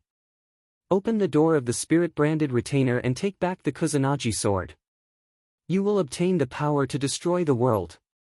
Even if Yi Xian is an immortal cultivator, he won't be a match for you under the Kusanagi sword, the black shadow said coldly. Immortal. Immortal cultivator. Miyamoto Takeo muttered to himself in shock. Then, he suddenly looked at the black shadow and said, How is this possible? Are there really cultivators in this world? In the distant past, immortal cultivators were real. Until the end of the age of Dharma and spiritual Qi, a large number of immortal cultivators died of old age. This Yi Xian found another way to devour the endless Qi of blood and achieved supreme cultivation. However, he killed too many people. Sooner or later, he will suffer the immortal tribulation of the 9 heavens. When the time comes, he will definitely die. The black shadow spoke slowly, as if it had a deep understanding of the Tao of immortality. No, I want to kill him with my own hands. Miyamoto Takeda's body trembled as he growled. Give up your throne. Follow my instructions and open the door to the spirit-branded retainer. When you reappear in this world, with the power bestowed upon you by the heavenly sword of clouds, killing him will be as easy as flipping your hand. The black shadow spoke coldly. On this day, a piece of news that shook the entire world spread. The Japanese Emperor Miyamoto Takeda had mysteriously disappeared from the Emperor Pavilion. He only left behind an order to pass his throne to his son. No one could find him. Drifting Cloud Villa. Yi Xian's expression was gloomy as he sat cross-legged under the cherry blossom tree. Sun Xiaofu stood beside him, trembling slightly. He could feel that Yi Xian was in a very bad mood. My lord, the Japanese emperor has given up his throne and disappeared without a trace. The entire Japan is in chaos. You should have achieved your goal, right? Sun Xiaofu probed. You're wrong. It's not over yet. Yi Xian stood up from under the cherry blossom tree. He looked into the endless sky, and a vicious glint flashed across his eyes. Yi Xian was a person who would repay kindness. If he had a grudge, he would not be kind. Although Japan was now riddled with holes, with the passage of time, Japan's national strength would recover one day. When doing things, one had to be ruthless. When killing someone, one had to be ruthless. Letting the Japanese off so easily was not Yi Xian's style. Above the East Sea, jade waves churned as Yi Xian stood on the surface of the sea. His face was expressionless, but his entire body was emitting an extremely terrifying evil aura, causing the surface of the sea beneath him to churn violently. Yi Xian, as an immortal cultivator and a tribulation cultivator, naturally knew the spell of summoning wind and rain. Since the Western countries did not declare war on Japan, he could only do it himself. Wind, rise. Woo woo woo. Yi Xian drew a circle with his palms, and blood-red runes rolled around his body. A terrifying wind suddenly blew between heaven and earth, causing the East Sea to churn violently. Rain, come. Crack. The world was dark, and black clouds covered the sky. Above the endless sky, terrifying lightning crisscrossed in the dark clouds. The azure lightning streaked across the sky, illuminating the world as if it was daytime. Whoosh whoosh, the heavy rain poured down violently, and monstrous waves swept across the sky. Amidst the sky-churning waves, Yi Xian was surrounded by blood-red light. The Tongtian's black hair danced in the wind and waves. He seemed to have transformed into a demon god, stirring up the endless wind and clouds, wanting to create an unprecedented disaster. Boundless heaven and earth, borrow the power of the universe. The Tongtian moved the earth and shook the universe. Yi Xian's cruel voice sounded in all directions. His palms gathered the power of the wind and clouds, causing the water of the East Sea to stir up huge waves that swept towards the Japanese port. Rumble. The seawater churned, and the waves were vast. The waves instantly drowned the Japanese port, and the warships docked at the port were turned into debris. There were also a large number of cries coming from the port. Cries, screams, and pleas to the heavens rang out. When the desperate cries of the Japanese rang out, Yi Xian's expression was calm, and he did not show any mercy. His palms slapped out blood-red runes that filled the sky, causing the waves in the East Sea to surge even more violently. Cities were drowned one after another, and tens of thousands of living beings were crying. The sound that gathered together was extremely miserable. Faced with this unprecedented disaster, the Japanese were unable to resist at all. In a mysterious space, a 3-foot-long sword floated in the void, releasing a terrifying spiritual light. Miyamoto Take 10 sat cross-legged.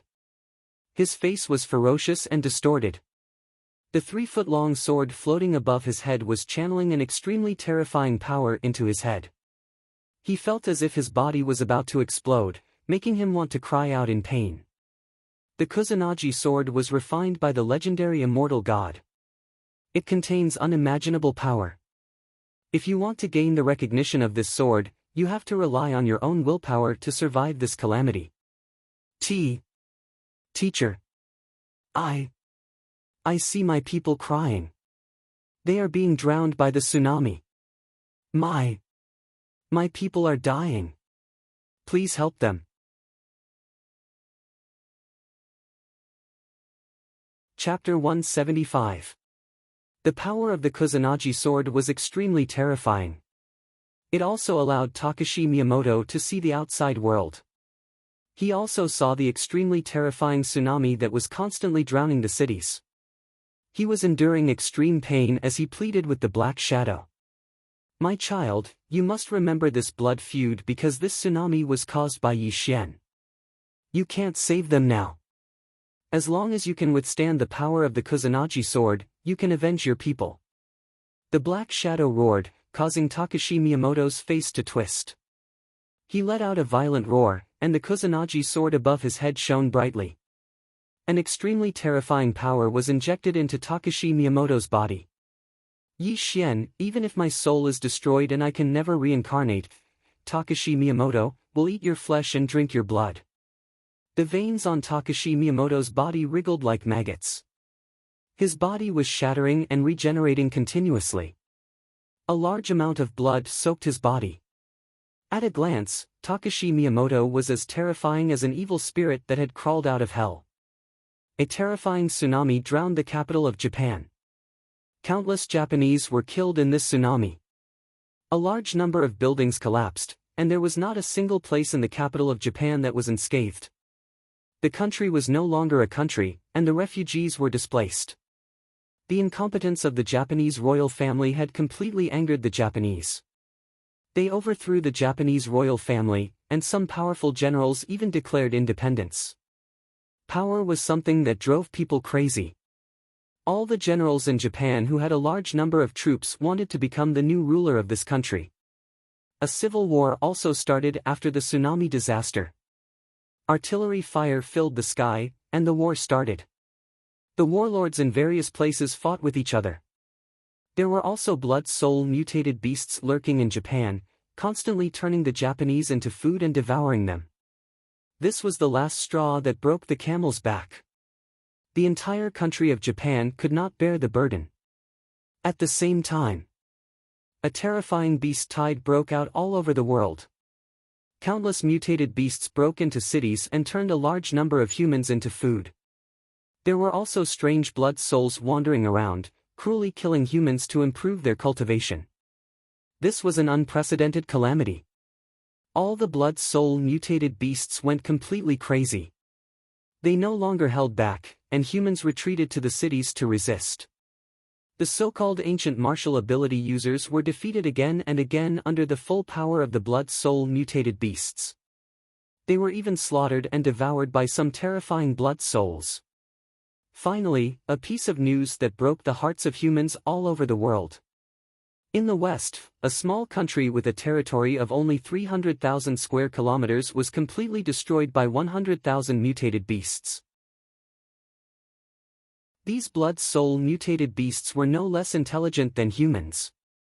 They even reared the humans in this country for them to slaughter and devoured. Their cruel actions. Not only was the West suffering from a calamity, but the countries in the East were also suffering from an unprecedented calamity.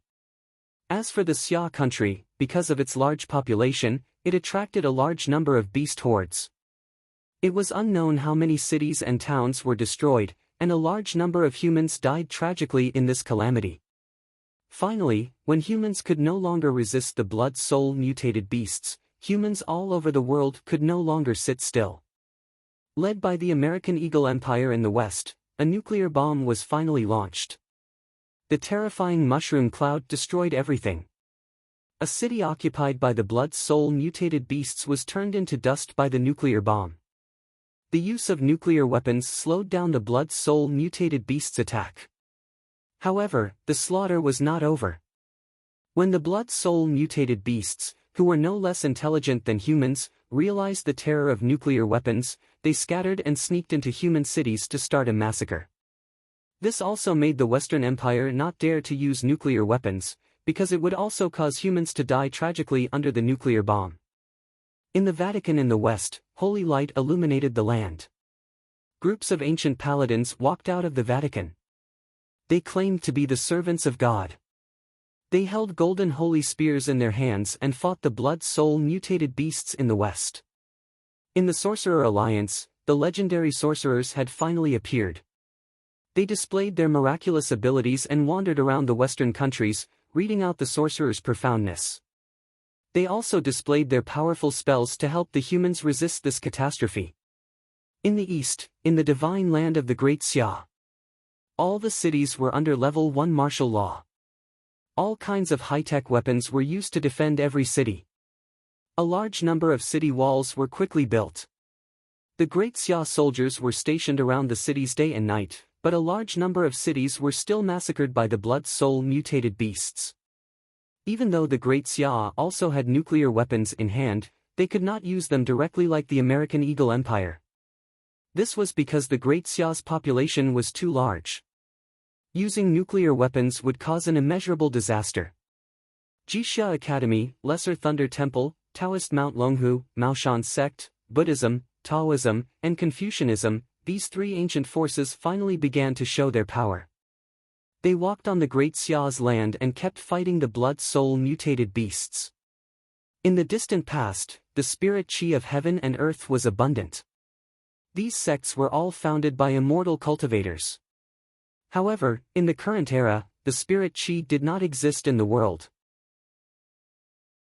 Every time they used spells, they would consume their own vitality and lifespan. This was just an act of drinking poison to quench one's thirst. Humans all over the world struggled to defend their cities. Outside the cities was the blood-soul mutated beasts world. Just as the humans of the world were in despair, a piece of shocking news spread. A moon god sect had appeared in the west. It had 100,000 followers and each of them had incredible power. Its leader called herself the moon god. She announced to the world through a global live broadcast that she was a living god. Anyone who believed in her would be protected by her. Moon God City. It was a new human city with a moon god overseeing it. What shocked the humans of the world the most was that the blood-soul mutated beasts avoided the moon god city. It was as if they were afraid of this mysterious moon god. The humans of the West were in an uproar. They all rushed to the moon god city because they would not be killed by the blood-soul mutated beasts as long as they entered the city. This also made the moon god city a holy land for the West. However, this was not the end. Other than the moon god city, mysterious forces rose up in the West. They took over a large number of cities. They called themselves the living gods and said that anyone who believed in them would be protected by them. In the east, in the northwest of the great Xia country, a man who called himself the brilliant sun immortal spirit appeared out of nowhere. No one could see his face clearly because his body was emitting the light of the sun. The so-called blood-soul beasts were all turned into ashes under his light. This person even built the brilliant sun city, which attracted a large number of humans to join him. The world's view of the world was collapsing and a new order was being established. When the so-called gods appeared, the humans of the world were in an uproar. They all became the faithful followers of these gods. The Sun Glory City was only one of them. In the east, countless mysterious figures had built cities and passed down the cultivation methods that humans yearned for. They also gave humans hope. Chapter 176. Xia Country, Jiangnan City. City walls rose from the ground and a large number of high-tech weapons were placed on the city walls. A large number of blood fiends were swarming towards Jiangnan City. Blood souls were laughing eerily in the sky. Open fire! The sound of cannon fire and battle cries were endless. How dare you, evil creatures! Even if I die today, I will make sure you die a horrible death. Thunder Palm. A middle-aged Taoist was bathed in blood. Lightning flashed around him and a terrifying thunderbolt struck out from his hand. Instantly, dozens of strange beasts were reduced to ashes. This Taoist was also rapidly aging because he had used up too much of his blood and qi. Amitabha. An old monk lamented the state of the universe and pitied the fate of mankind. He was reciting scriptures sorrowfully. The prayer beads in his hand were constantly being crushed and the Buddha's light around him suddenly increased. However, his body was constantly shriveling. When he looked at the blood souls in the sky, his eyes were filled with cold murderous intent. Evil creatures, have a taste of my Buddhist lion's roar. Roar! The old monk roared sorrowfully. A terrifying Buddha's light spewed out from his mouth and instantly turned a blood soul into black smoke. Bang! The old monk's qi of blood was used up and he finally turned into a dried corpse. There was no longer any sign of life. Master! Taoist! On the city walls, countless soldiers of Xia country were crying out in grief. However, the strange beasts below the city were surging violently. Even if two Taoist and Buddhist masters sacrificed themselves, they could not stop the attack of these strange beasts. Fatso Huang, don't you fucking die for me. Below the city walls, Gu Beichen wielded the blood-red saber in his hand as he slaughtered his way through a horde of beasts. Every time he swung his saber, a beast would die tragically on the spot. This young man was covered in blood as he roared at Fatty Huang in the distance. Little brat, take care of yourself. Your grandpa Huang will not die. Fatso Huang's face was sinister. Every time he swung out the poisonous dagger in his hand, a strange beast would die. However, Fatso Huang's cultivation was not as high as Gu Beichen's. Many wounds had already appeared on his body and blood was flowing from the corner of his mouth. Roar! A blood fiend with the body of a lion and the head of a leopard suddenly pushed Fatso Huang to the ground. It opened its bloody mouth and bit down on Fatso Huang's head. This made Fatso Huang close his eyes in despair, knowing that he was going to die tragically in the mouth of a blood fiend. Pucci! Suddenly, a flash of blade light tore through the air and the blood fiend was sliced into two. Gu Beichen flew over and helped Fatso Huang up from the ground. He even mocked him, "Damned Fatso, you're always teaching me some shameless tricks. But now that the blood fiend beast is attacking the city, your despicable and dirty tricks are useless. You still need me to save you." Although Gu Beichen was mocking him, his eyes were extremely serious. He violently swung the blood blade in his hand, continuously killing the strange beasts around him and protecting Fatso Huang behind him. Looking at Gu Beichen's actions of protecting him with his life, Fatso Huang was slightly stunned. A touch of emotion appeared in his eyes.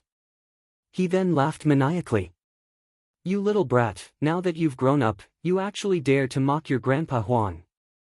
After we kill these strange beasts today, I'll teach you a lesson when we get back. Humph, as long as you don't die." Gu Beichen laughed out loud. The two of them fought side by side, barely resisting the attacks of the strange beasts. However, the numerous blood fiends in the sky had already fixed their eyes on them. They let out terrifying and eerie laughter and pounced on the two of them violently. "Fatso Huang, hurry up and escape. When that bastard Yi Xian comes back, help me tell him that I, Gu Beichen, have cultivated because of him. However, he caused my sister's death. I will never forgive him in this lifetime." Gu Beichen roared loudly. He suddenly grabbed Fatso Huang's body and threw him towards the city wall. The blood blade in his hand emitted a terrifying blade aura as he crazily attacked the blood fiends in the sky. "Beichen!" Looking at this scene, Fatso Huang roared loudly. His body was trembling. Although Gu Beichen had broken through to the innate stage, he did not have any spells in his hands. How could he be a match for these terrifying blood fiends? "Kill!" The blood blade swept across the sky, killing all the blood fiends. Under Gu Beichen's crazed roar, his blade slashed through the bodies of several blood fiends. However, he did not cause any harm to them. "Blood food, what a rich blood food," several blood fiends said hoarsely. They ignored Gu Beichen's blade aura and pounced on him violently. "Sister! I'm coming for you." Gu Beichen's face bloomed with a smile of relief. His eyes were blurry. It was as if he could see Gu Xiaoxiao's smiling face. A look of relief appeared in his eyes. Rumble! All of a sudden, the wind and clouds changed and thunder boomed. A blood-red ray of light shot over from the distant sky. A terrifying blood sword shattered the void and instantly turned several blood fiends into ashes. "Sir!" Fatso Huang stood on the city wall. When he saw the figure that appeared in the void, his eyes were filled with tears of excitement. "Yi Xian!" Looking at the figure that appeared beside him, Gu Beichen muttered to himself. He was clearly in a daze. "Brat, how dare you call me by my real name? Wait for your punishment when we return," Yi Xian said coldly. He grabbed Gu Beichen's collar and threw him towards Fatso Huang. "All soldiers of the Great Xia Country's Army Division greet Mr. Yi." A large number of Great Xia Country's soldiers bowed. Their deafening voices shook the void. "Jiangnan's Hanging Mirror Department welcomes Mr. Yi back to Jiangnan." Lu Jundai cried tears of joy. A large number of Jiangnan constables were cheering. At this moment, because of Yi Xian's appearance, the crowd that was struggling to resist the blood-soul exotic beasts let out an uplifting aura. This was because they knew that Mr. Yi was the top expert in the East. He had even defeated the beast tide. He was a godlike existence.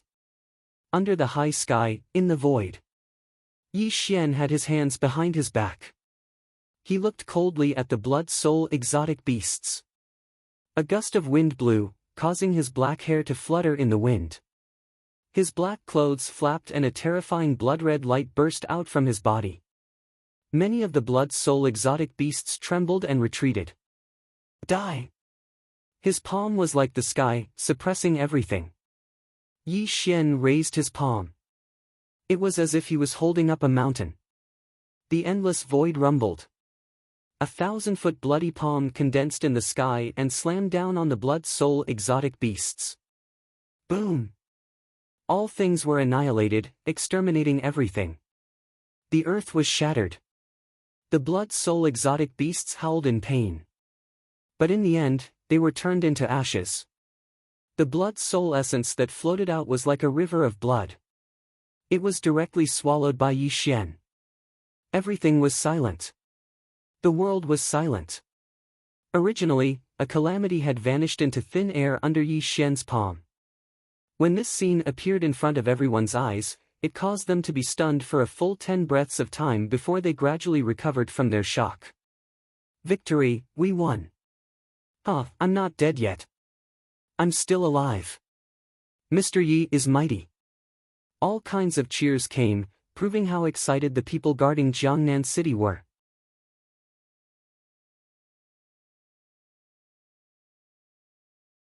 Chapter 177. Yi Xian's return ushered in a ray of hope for Jiangnan City. However, other cities were not so lucky.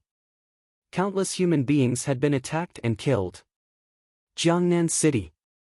Dilapidated and collapsed buildings, bumpy streets, and the ground was stained with blood from time to time. A large number of soldiers were cleaning up the mess and putting human beings who had died unjustly into body bags. Although the attack of the bloody beasts had ended, there were still these horrible things lurking in the city. When night fell, it was also the time when the citizens of Jiangnan City were frightened. Cries and sobs surrounded Yi Xian's ears. The corpses of adults and children, accompanied by the cries of their relatives, were all reflected in Yi Xian's eyes. They were muddle-headed and crying loudly. This was the worst era and the most miserable era. Human beings could not see hope. They did not know where the road ahead was. Perhaps when the sun rose the next day, they would become cold corpses and never exist in the world again. Yi Xian was walking forward. His face was gloomy, and he took in the dilapidated Jiangnan City. Until a ragged girl ran toward Yi Xian from both sides of the road. Fatso Huang and others were shocked and quickly stopped the girl. Are you the top master in the east? The girl was crying. Tears streamed down her cheeks. She looked at Yi Xian with a glimmer of hope in her eyes. Let the child come here, Yi Xian said solemnly. The soldiers made way. The girl staggered until she came to Yi Xian. A pair of dirty little hands tightly grasped the corner of Yi Xian's clothes. She shook and said, Are you the top master in the east? Can you save my mother? Where is your mother? Yi Xian whispered. My mother is asleep. She has been asleep for a long time. She doesn't want Tong Tong anymore. The child giggled, and his voice was whispered and hoarse. Under the girl's crazy dragging, Yi Xian let the girl pull him toward a house. When Yi Xian entered the house, he saw a young woman with her eyes closed forever. Her body was lying on the wooden bed in the house. Mother, wake up. The girl knelt beside the woman and was calling for her mother in a daze. This also made Yi Xian's eyes shrink and he became silent. Child, your mother will never wake up. Yi Xian walked forward and said in a low voice. Uncle, you lied to me. Mother said she was just sleeping for a while. She said that when she woke up, Mr. Yi would come back and we would be saved. The girl's face was full of tears as she said in a daze. Mr. Yi, I'm really sorry to disturb you. This child is called Zhang Tong Tong. Yesterday, the blood soul beast attacked the city. A blood soul snuck in and killed her mother. Fortunately, a Taoist master intervened in time and saved the child's life. However, she witnessed her mother's tragic death with her own eyes. Because she couldn't take it, she was severely traumatized. Lu Jundi's face was full of sorrow as she came to Yi Xian's side and explained. Uncle, my mother said you are the top master in the East. Can you help Tong Tong wake her up? The little girl tightly grabbed onto the corner of Yi Xian's clothes and shook it. Her sorrowful and tender eyes were flowing with tears, causing Yi Xian to slowly close his eyes. It was unknown what he was thinking. Child, I can't save your mother. Yi Xian slowly opened his eyes and a trace of sadness flashed through his eyes. He suddenly turned and walked out the door. Mother. Mother lied. You said that when the top master of the East returns to Jiangnan, you will wake up. The girl's heart-wrenching cries came from behind Yi Xian. It made people's hearts feel like they were being stabbed by needles. Outside the house, unknowingly, many figures appeared on both sides of the street. Their clothes were tattered and their eyes were lifeless. A sorrowful aura spread out from them. Plop! An old man, about 80 years old, walked shakily toward Yi Xian with the support of his granddaughter. When the old man arrived in front of Yi Xian, a line of clear tears flowed from his cloudy eyes. He slowly knelt before Yi Xian. Mr. Yi, my children are dead, and I only have this granddaughter left. If this old man dies, then so be it, but my granddaughter is only 5 years old. This old man begs you, please save this world. The old man continuously kowtowed towards Yi Xian, and a large amount of blood flowed out from his forehead. Mr. Yi. On both sides of the street, a large number of Jiangnan citizens knelt down. An extremely sorrowful atmosphere bloomed from everyone's body. They looked at Yi Xian with indescribable bitterness. The world was silent. Everything was silent. Yi Xian's eyes drifted. His gaze swept across everyone's face. All he saw was despair and sorrow. The smiles of the past no longer existed on their faces. Everyone, please get up. Yi Xian helped the old man up. Then, he looked around at the Jiangnan citizens on the street. His voice was hoarse. Yi Xian is not an ancient sage. I can't save the entire world. The only ones who can truly save themselves are yourselves. After Yi Xian finished speaking, he strolled into the distance. However, his hoarse voice slowly came from his mouth. This is the best of times, but also the worst of times. We have nothing, but we stand tall and strong. Qingyun Villa. A waning moon hung in the sky. Yi Xian stood alone under the moon.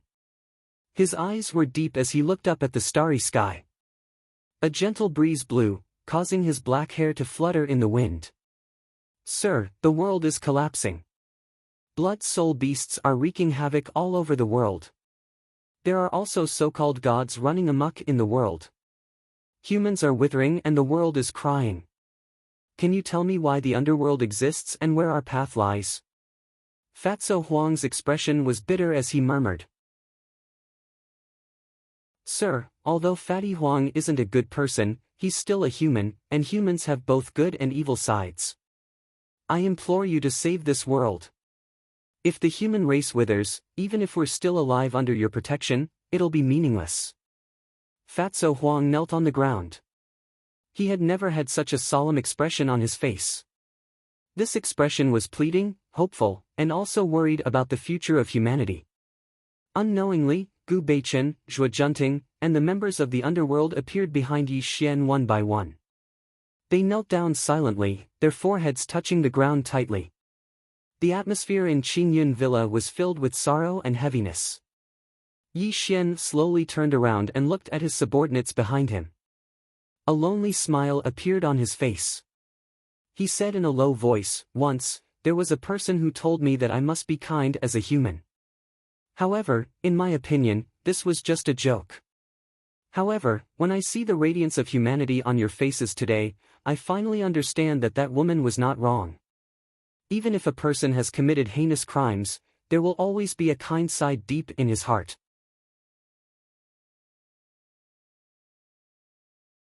Chapter 178. Fatso Huang, you were originally a doctor. But because you found out that your wife was cheating on you, you killed her cruelly in a fit of rage. Gu Beichen, your sister was killed by the blood soul. The villagers of the river even used your sister to threaten me in order to survive. This showed you the evil nature of human nature. Zhua Junting, your second uncle, killed your family cruelly. This unforeseen event turned you from a rich young lady into a vicious female Rakshasa. Every one of you has a story and your hands are stained with blood. But today, you are begging me for the future of mankind. Tell me, what made you do this? Is it really the kindness hidden in your hearts?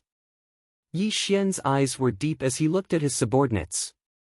He wanted them to give him a real answer. Human, sir, it's human. Fatso Huang said emotionally, when I saw that little girl crying crazily beside her mother's body, when I saw humans die tragically in the mouth of strange beasts, I realized that my heart was trembling. My heart was telling me that as a member of the human race, I can't sit back and watch my own kind die tragically. This is the difference between us humans and beasts. Good. All of a sudden, Yi Xian's eyes flashed with a terrifying blood-red light and a terrifying aura rose around him. He looked at the endless sky and said in a hoarse voice, "It's easy to overcome one's inner demons, but it's hard to escape one's heart. Fatso Huang, you have given me the answer I want. Let me give mankind the last hope before I become an immortal. As for whether mankind can survive this catastrophe in the future, it's all up to them." As Yi Xian's voice fell, Fatso Huang and the others were stunned. They looked at Yi Xian with eyes full of extreme horror. Become an immortal. It was a simple word, but it was as heavy as the stars and the universe. It was so oppressive that Fatso Huang and the others found it hard to breathe. All this time, Yi Xian had never told them about his cultivation. Fatso Huang and the others had always had a guess, but this guess had never been verified. However, Yi Xian's words today finally allowed them to understand what kind of terrifying existence the master standing in front of them was. Cultivator, an ancient and mysterious title. Fatso Huang and the others were absolutely certain that their master was a real cultivator. All of a sudden, Yi Xian soared into the sky, his entire body soaring into the clouds. His entire body was glowing. It was a kind of Tong Tian light, and there was a kind of immortal charm surrounding him. Rumble. The sky shook, the void swayed, the wind howled, and the dark clouds in the sky broke apart. The waning moon in the sky sprinkled down endless moonlight, illuminating Yi Xian without a speck of dust, as if he was an immortal under the moon. I, Yi Xian, have cultivated for 4 years. I am known as the Immortal Sky Lord. Today, I will use the name of the Immortal Sky Lord to conquer the world. Those who have obtained my blood inheritance shall fight for the survival of mankind. They shall fight for the hope of mankind. The world rumbled. Yi Xian's vicissitudes of life spread between heaven and earth, which also made the bloody soul strange beasts hiding in Jiangnan City scream in fear. Qi! Qi! Like a group of falling stars, like a river of stars hanging upside down, blood-colored runes revolved around Yi Xian. These runes blossomed with an extreme blood-red light, and then suddenly shot out in all directions. Above the firmament were billions of stars, and above the starry sky was an indestructible guardian. When Yi Xian sprinkled the seeds of hope into the human world, whether or not humans could walk out of this catastrophe depended entirely on themselves. In the divine land of the Great Xia, a rare blood-colored meteor shower streaked across the firmament, and blood-colored runes fell to the human world one after another. Outside the wilderness, a severely injured young man was about to die tragically in the mouth of a strange beast. However, as a blood-colored rune merged into his glabella, a terrifying blood-red light appeared around him and suddenly enveloped the bloody soul strange beast. The bloody soul strange beast howled in pain and turned into a large amount of blood qi that was swallowed by the young man. In the city, a young man with a broken limb was being bitten by a bloody soul strange beast. However, when a blood-colored rune merged into his body, his eyes blossomed with a terrifying light. He actually bit the bloody soul strange beast's throat with a ferocious smile. Miracles were happening all over the divine land. Every human who merged with a blood-colored rune had Yi Xian's voice in their mind. West, Moon God City. On the white bone throne, the so-called moon god looked to the east. Through the purple gold-black robe, her eyes were blooming with a deep blood-red light. A murmur came from her mouth. Yi Xian, you finally can't sit still. In a dark place, a pool of blood was churning violently. Tens of thousands of human corpses were screaming and wailing in the pool of blood. Their bodies were withering and turning into wisps of blood mist, which were being crazily devoured by a terrifying figure. Yi Xian, this world will be destroyed by us. Even you won't be able to escape. Heartbroken Mountain, Blood Sea Battlefield. The endless blood sea was turbulent, and the cries of the dead souls were endless. Above the blood sea, Yuanling's aura was gloomy. He seemed to be looking at Jiangnan City through the blood sea battlefield. His voice was cold and hoarse. Yi Xian, when these immortals and gods' remnant souls slaughter the world, when all humans are wailing, as one of them, I want to see how you will choose. Gu Xiao Xiao. Teacher. A slender figure walked out of the blood sea. Her face was pale, and her eyes were no longer clear. There was only a deathly stillness and a touch of blood. Go. Leave the blood sea battlefield. It's time for us to act. Yes, teacher. Dressed in a black dress and surrounded by blood, Gu Xiaoxiao strolled above the blood sea and gradually disappeared from Yuanling's sight. Yi Xian, our contest has just begun. Don't let me down. Yuanling murmured to himself, and a grim smile appeared at the corner of his mouth. Jiangnan City. Since Yi Xian returned to Jiangnan City ushered in a long-lost peace. All the blood-soul exotic beasts lurking in the city fled. With Jiangnan City as the center, there were no blood-soul exotic beasts wreaking havoc within 1,000 miles. When the humans in the surrounding cities discovered the situation, they even rushed to Jiangnan City with their families. Obviously, Yi Xian's presence in Jiangnan City had turned the city into a pure land for humans. In the martial arts arena of Qingyun Lodge, Fatso Huang and the others sat cross-legged.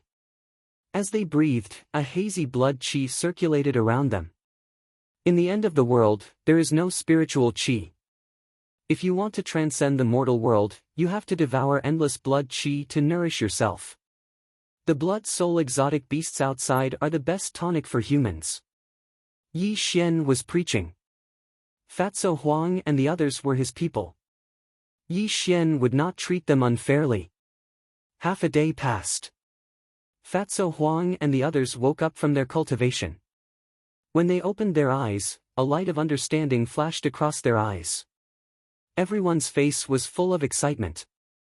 Sir, is this the way of cultivation? Fatso Huang asked in a trembling voice.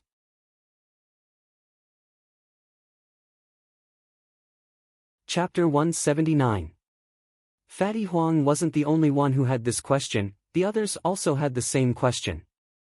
Everyone was very excited because the cultivation method had always been a legend.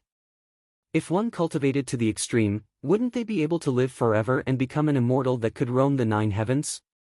How could this not make them excited? Immortal cultivation methods are useless in this world. What I'm going to teach you is the method to refine blood qi. When you kill every strange beast and blood soul, you can devour the blood soul essence in their bodies until it becomes your own strength. But, you must be prepared. Even though this path can increase your cultivation quickly, it's easy to be corrupted by your inner demons. One wrong step and your soul will be destroyed. Yi Xian explained slowly, but there were some secrets he didn't tell Fatso Huang and the others. Although this method of devouring blood qi allowed one to cultivate quickly and was an alternative method of immortal cultivation, it was impossible to achieve immortal ascension with this method. This was because this method was too murderous and wasn't tolerated by the heavens. Even if someone could reach the tribulation passing realm, the only outcome was death. As for Yi Xian, he was a special case. He cultivated the undying immortal scripture and even grasped the taboo of the undying immortal scripture. Moreover, the heavenly punishing halberd had recognized him as its master. Of course, Yi Xian wasn't selfless enough to teach Fatso Huang and the others the immortal scripture. This had nothing to do with trust, because this was Yi Xian's trump card. He wouldn't reveal it even to his closest family members. "Sir, Wuan Agency's Qing Long Tianyu wishes to see you." A servant quickly walked over and bowed to Yi Xian. "Tell them to wait for me in the guest hall." Yi Xian wasn't surprised at all by the arrival of Qing Long and the others. Clearly, the Wuan Agency was under unimaginable pressure during this calamity. In the guest hall, the two of them were anxiously waiting with faces full of worry. When Yi Xian's figure appeared in their line of sight, the two of them quickly stepped forward and bowed. "Greetings, Mr. Yi. No need for formalities. Just say what you want to say," Yi Xian said. "Mr. Yi, the Wuan Agency has suffered heavy casualties. They've all retreated to the capital. We can only guarantee the safety of the capital. We can't do anything to the other cities." Qing Long's face was red. "Mr. Yi, the entire country is fighting against these blood-soul beasts. Can you give us some pointers?" Tian Yu's eyes were filled with hope as he looked at Yi Xian. At this moment, Yi Xian's expression didn't waver as he deeply looked at the two of them. He said in a low voice, "I'm just a single person, so I can't save the entire world. If humans want to walk out of this calamity, they'll have to rely on themselves. Furthermore, before I leave this world, I have already planted a seed of hope for humanity. It will eventually take root and sprout. Leave this world. Mr. Yi. Where are you going?" The two of them cried out in shock. It was obvious that they felt a sense of parting from Yi Xian's words. Unfortunately, Yi Xian didn't answer their questions. He looked deeply at the two of them and said in a low voice, "In 7 days, I will preach the Tao to the world at the peak of Mount Wu. All the powers of China can come here to listen to my teachings. What you need to do is to send out invitations and convey my will to the ancient martial arts families, Buddhism, and Taoism." "Mr. Yi, what are you going to do?" Qing Long asked in a trembling voice. He felt that Yi Xian was going to do something shocking. This world has fallen. Humans are struggling at death's door. Since that's the case, let me start the era of human evolution. This will be my last contribution to humanity. After Yi Xian finished speaking, he turned around and left the meeting room, causing the two of them to be in a daze. They looked at Yi Xian's back with even more confusion. A piece of news that shook the entire divine land of Xia came. Yi Xian, the top expert of the East, had never been defeated. He sent out invitations to all the major forces in Xia to Jiangnan. He would preach to the world at the peak of Mount Wu. The invitations were sent to all the major forces. They also sent their representatives to Jiangnan City. They wanted to see what the top expert of the East was going to do. The crowd was surging, and the streets were empty. 7 days wasn't a long time, but it wasn't short either. However, Jiangnan City was overcrowded. Mount Wu was a famous mountain in Xia. It was 500 kilometers away from Jiangnan City. It was also a tourist attraction. However, when the blood-soul beast wreaked havoc around the world, this famous mountain was deserted. However, Mount Wu was a little different today. It was a boiling cauldron of voices, one after another. A large number of people were rushing through the mountain, rushing towards the peak of Mount Wu. That was where the number one expert of the East was going to preach to the world. At the peak of Mount Wu, Yi Xian was dressed in black. He stood quietly on the peak of the mountain. He looked at the vast sea of clouds. When he opened and closed his eyes, a terrifying bloody light flashed through them from time to time. Fatso Huang walked quickly to Yi Xian. He bowed and reported, "Sir, all the major forces have entered the venue. Do you want to go now?" "Okay," Yi Xian said softly and walked toward the venue. "Sir, are you sure you want to do this?" Looking at Yi Xian's back, Fatso Huang's expression was complicated. Even his voice was trembling. Before coming here, Yi Xian had issued an order to the underworld. This order was extremely cruel and bloody. It also made Fatso Huang ask Yi Xian in a trembling voice. If they are willing to put aside their sectarian views and save the divine continent, I will not kill the innocent. However, if they are only doing it for their own selfish desires, then there is no need for them to exist. Yi Xian's voice was cold and emotionless. However, the killing intent that leaked out from his body made Fatso Huang's heart tremble. He then sighed and hoped that these forces could survive this disaster. At the peak of Mount Wu, it was extremely lively. Tens of thousands of people had appeared on the peak of the mountain.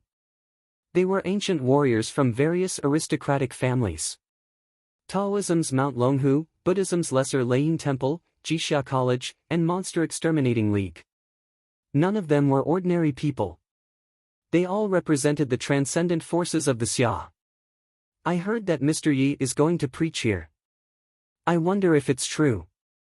Ridiculous. You should know that Yi Xian is the top expert of the East. His cultivation method must be extremely powerful. Why would he teach it to us? This brother is right.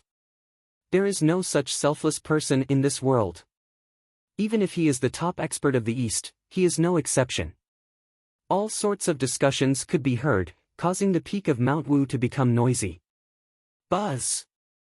All of a sudden, the sound of something breaking through the air was heard.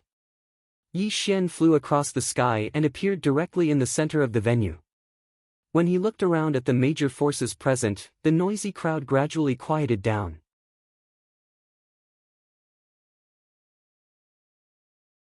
Chapter 180. Mr. Yi, did you really summon us here to impart this technique to the world? A cultivator asked aloud. Unfortunately, Yi Xian did not answer the cultivator's question. Instead, a large number of members of the underworld quickly entered the venue with books in their hands. They then handed the books in their hands to everyone. This is the blood qi devouring technique. Together with your own technique, you can devour the power of the blood-soul exotic beasts to improve your own cultivation. Yi Xian's voice rang out in all directions, causing the expressions of the major forces present to change drastically. They quickly flipped through the books in their hands. After a few dozen breaths, the world gradually became deathly silent. Huh! All of a sudden, a maniacal laugh came from a cultivator's mouth, breaking the silence of the world. He clutched the book in his hand tightly, so excited that his body was trembling. Good, what a great blood qi devouring technique. With this technique, my cultivation will improve by leaps and bounds. Breaking through to the innate stage will be a piece of cake. Amitabha. Good, good. Benefactor Yi is so generous and selfless to impart such a heaven-defying technique to us. On behalf of all the monks of the Small Thunder Temple, Fahui would like to express our gratitude to Benefactor Yi, an old monk said with a trembling voice, then put his palms together and bowed to Yi Xian. The heavens have not forsaken our Taoist lineage. The heavens have not forsaken our Taoist lineage. With this technique, perhaps we can revive the era of immortal cultivators. The blood-soul exotic beasts outside will be our best food. A Taoist with an immortal aura burst into tears. He clutched the book tightly in his hand as if he saw the hope of immortality. Cheers and wild laughter rang out incessantly. Every single person from the various forces present was extraordinary. They were all outstanding talents in their own forces. They could completely tell from this blood qi devouring technique that this was an extremely heaven-defying technique. Coupled with their own techniques, their cultivation would receive an extremely terrifying boost. Mr. Yi, your selflessness will forever be recorded in the annals of human history. Mr. Yi, you are the benefactor of our Taoist lineage. If our Taoist lineage returns to the golden age of cultivation in the future, we will never forget your kindness today. Amitabha, Benefactor Yi is truly a good person. My Buddhist lineage will forever remember Benefactor Ye's kindness today. Both the Buddhist and Taoist sects, as well as the ancient martial arts families, praised Yi Xian one after another. However, everyone had the intention to leave. Obviously, they wanted to start cultivating the blood qi devouring technique as soon as possible. Mr. Yi, we'll take our leave first. We'll definitely pay you a visit in the future. Thank you for teaching us today. Embark. I'll take my leave first. Whether it was the Taoists or the Buddhists, the various ancient martial families and adept organizations all bade farewell to Yi Xian. Everyone's faces were flushed red, but they didn't see the trace of coldness in Yi Xian's eyes. At this moment, a cold smile appeared at the corner of Yi Xian's mouth. His voice was strange and deep as he said, "I've already printed this blood-qi devouring technique and spread it all over the xia. Any human can cultivate it." What? As Yi Xian's words fell, the major forces immediately cried out in surprise. They looked at Yi Xian with a look of extreme shock. "Mr. Yi, are you crazy? How can you teach this blood-qi devouring technique to ordinary people?" A Taoist expert cried out in surprise. Obviously, Yi Xian's method was simply too shocking. This Taoist expert was not the only one who had such thoughts. The other major forces also had the same thoughts. Everyone looked at Yi Xian with an unfriendly gaze. Whether it was the ancient martial ability users or the Buddhist and Taoist sects, they had always been above the mortals. If the mortals were to get their hands on this incantation, the forces they belonged to would suffer a great loss. This was also an outcome they did not wish to see. Ha! Looking at the pale faces of the major forces, Yi Xian seemed to have expected this outcome. This also made him sneer in disdain. "Today, I gathered all of you here to impart the technique is only one of the reasons. The real reason is actually very simple. That is, I hope that you, the transcendent forces, can contribute your cultivation techniques and print them all into books and spread them to all parts of the xia so that every ordinary human can cultivate it." Silence, silence, a deathly silence. When Yi Xian said this, everyone present became silent. A violent emotion spread from the bottom of their hearts. They looked at Yi Xian with eyes of anger that had never been seen before. "Amit Ba. Benefactor Yi, you must be joking. How can the cultivation techniques of my temple that have been passed down for thousands of years be passed down to ordinary people? Mr. Yi, this is simply impossible. Our Longhu Mountain's cultivation techniques were created by our predecessors through blood, sweat, and tears. If everyone can cultivate our sect's cultivation techniques, then wouldn't there be no need for our Longhu Mountain to exist? This is absolutely impossible. Our Donghua clan's ancient martial arts have been passed down for thousands of years. Our martial arts techniques are passed down to our sons and not to our daughters.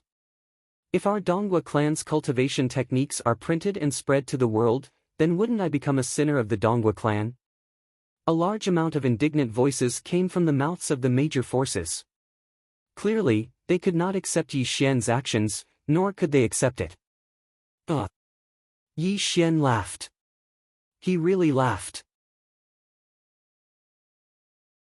However, his laughter was extremely cruel.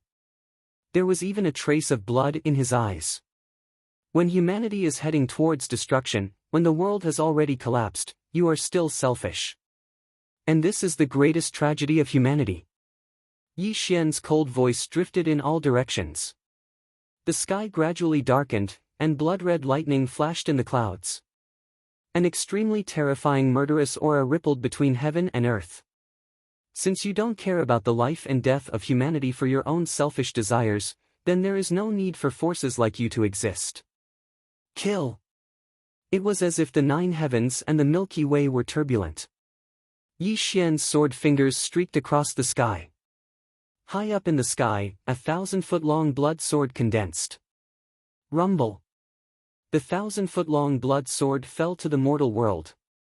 The sword qi that filled the sky poured down like a storm, instantly piercing through their bodies and turning the peak of Mount Wu into an Azura slaughterhouse. Blood! Fresh blood stained the ground. A large number of screams were heard. Everyone was scrambling to escape. However, when the 1,000-foot-long blood sword slashed down, they had nowhere to run.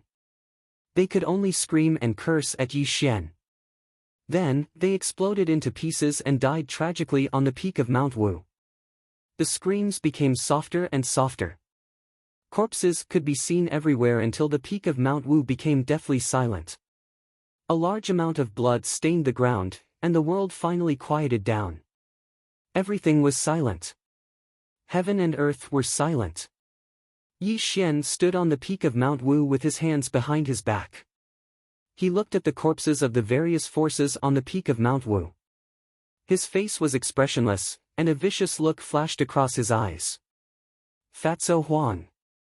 Yes, sir. Pass down my order.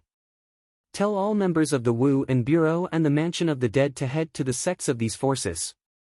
Print all their cultivation methods into books and distribute them to all parts of the Xia kingdom. If anyone dares to resist, kill them all. Yes, sir. Fatso Huang's face was pale. He quickly left to carry out the order. At this moment, Yi Xian ignored the countless corpses under his feet. He looked at the world in all directions. His eyes were deep and terrifying. He murmured in a cold voice, "Without destruction, there can be no construction. If humans want to walk the path of evolution, these so-called transcendental forces cannot be left alive."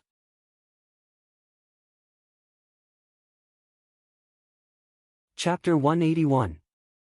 An earth-shattering revolution was set off in China. An unfamiliar and terrifying name spread throughout the world. The underworld.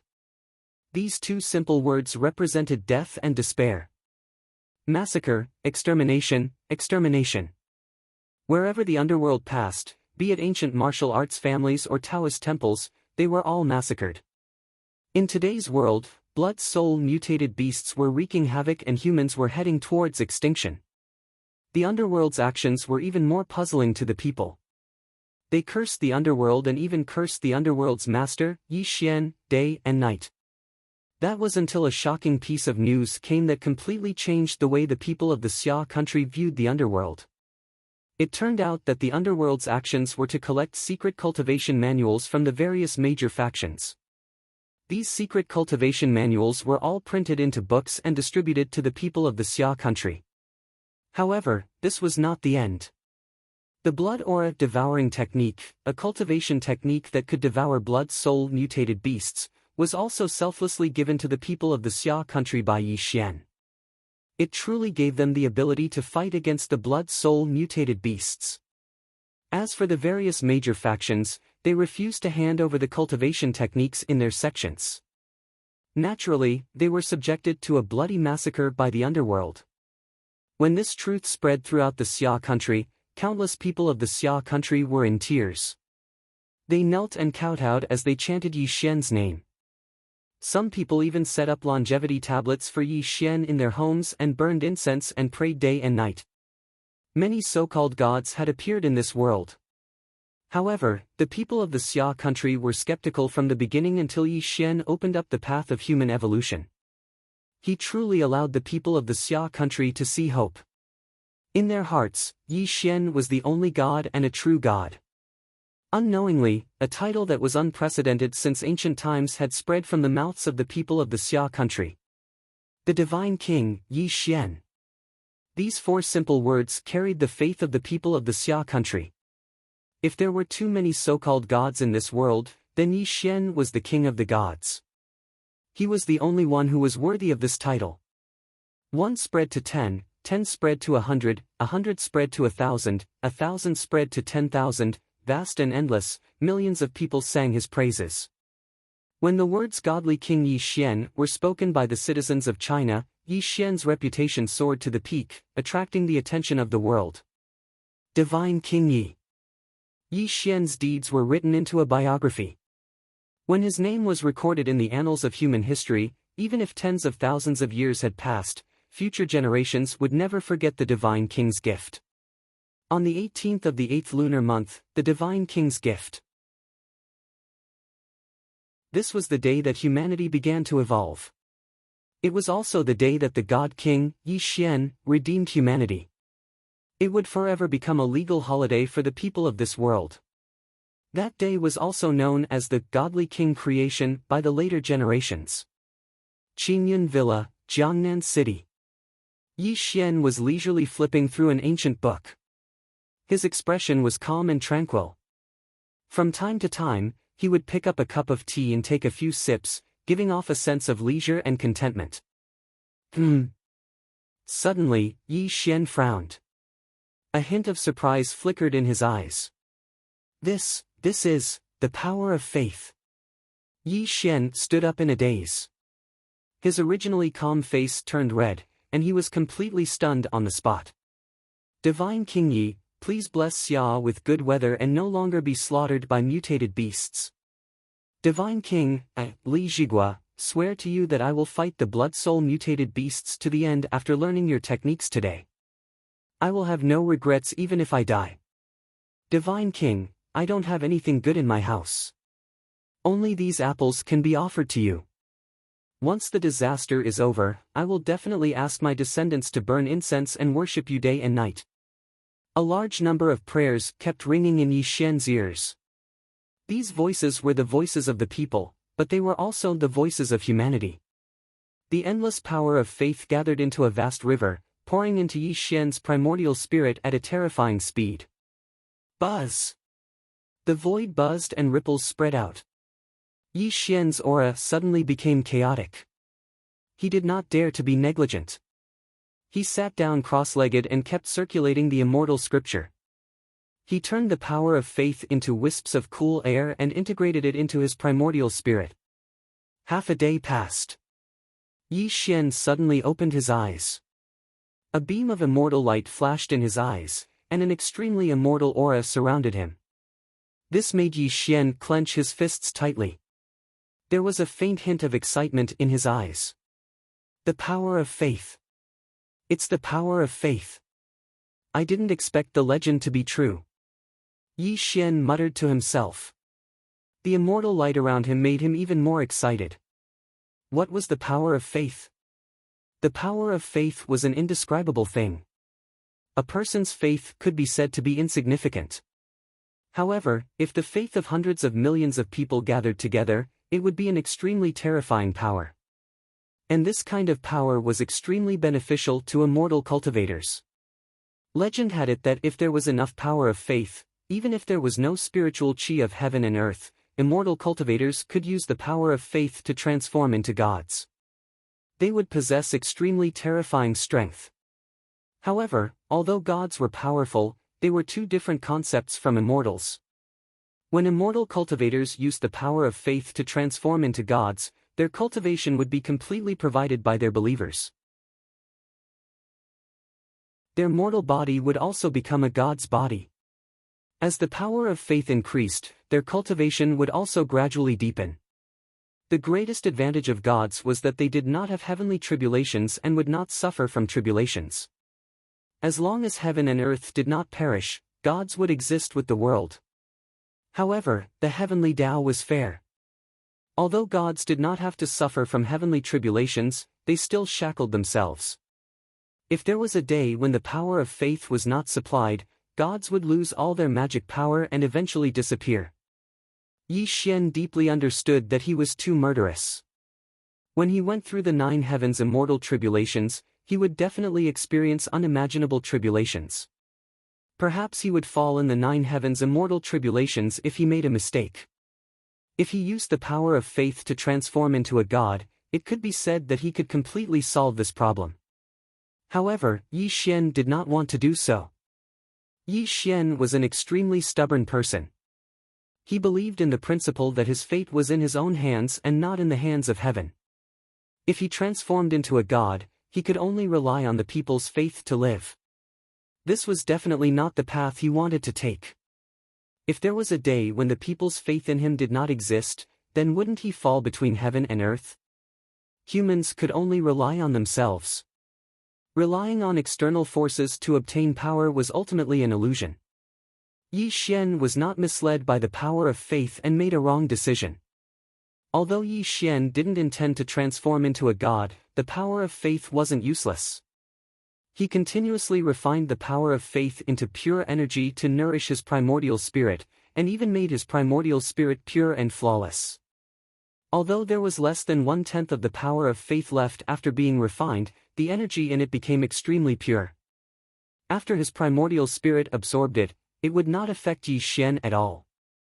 It also made his cultivation in the middle stage of crossing calamity faintly show signs of breaking through to the late stage.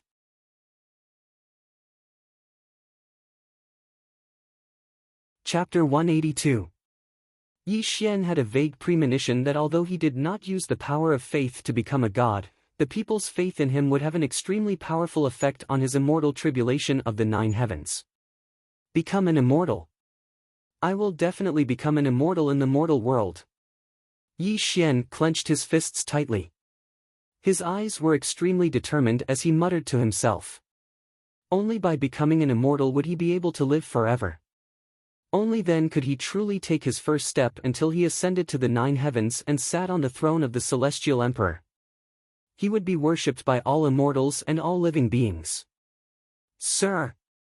All of a sudden, Gu Beichen's body was covered in blood. He quickly entered the azure cloud pavilion, and even his voice was trembling slightly. Looking at this scene, Yi Xian snapped out of his thoughts and frowned. What happened? Sir, we encountered a powerful enemy. The 13 members of the underworld were all killed. Fatso Huang was also captured by the enemy. I fought my way out of the encirclement and was lucky enough to survive.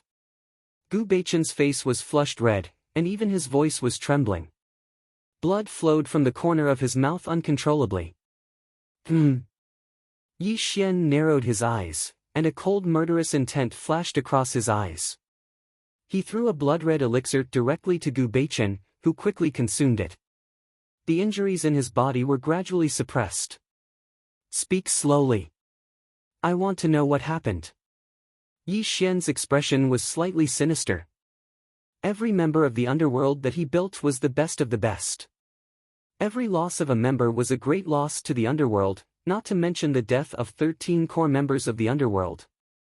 Sir, according to your instructions, the members of the underworld were divided into 4 groups. As Gu Beichen spoke, Yi Xian's expression gradually became extremely cold. An extremely terrifying murderous intent bloomed around him, causing the temperature of the entire area to drop to freezing point. According to Yi Xian's instructions, the members of Underworld went to the various large factions and exterminated them, collecting a large number of cultivation manuals. In the early stages, some of the ancient martial arts aristocratic families were naturally not a match for Underworld. But when they stepped onto Little Thunderclap, they encountered a great enemy. Just 2 old monks were enough to severely injure Gu Beichen. Although Fatso Huang was full of tricks, he did not expect the Lesser Thunderclap Temple to be so powerful that he was captured by the other party. As for the 13 members of the Mansion of the Dead, they died tragically in the Lesser Thunderclap Temple. Bang! With a loud bang, Yi Xian turned the stone table in front of him into dust with a single palm strike. An extremely terrifying aura of viciousness circled around him. When he opened and closed his eyes, an extremely vicious light flickered within them. You dare to kill my men?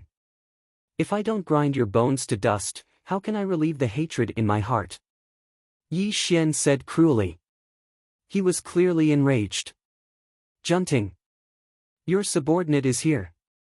Gather the members of Underworld in Jiangnan City and follow me to the Lesser Thunderclap Temple. If we don't kill all of these old bald donkeys, won't it show that Underworld is easy to bully? Yes, sir. The short conversation between the two made Gu Beichen hesitate. He wanted to say something but stopped himself. He said, Sir, Fatty Huang is in the hands of these bald donkeys.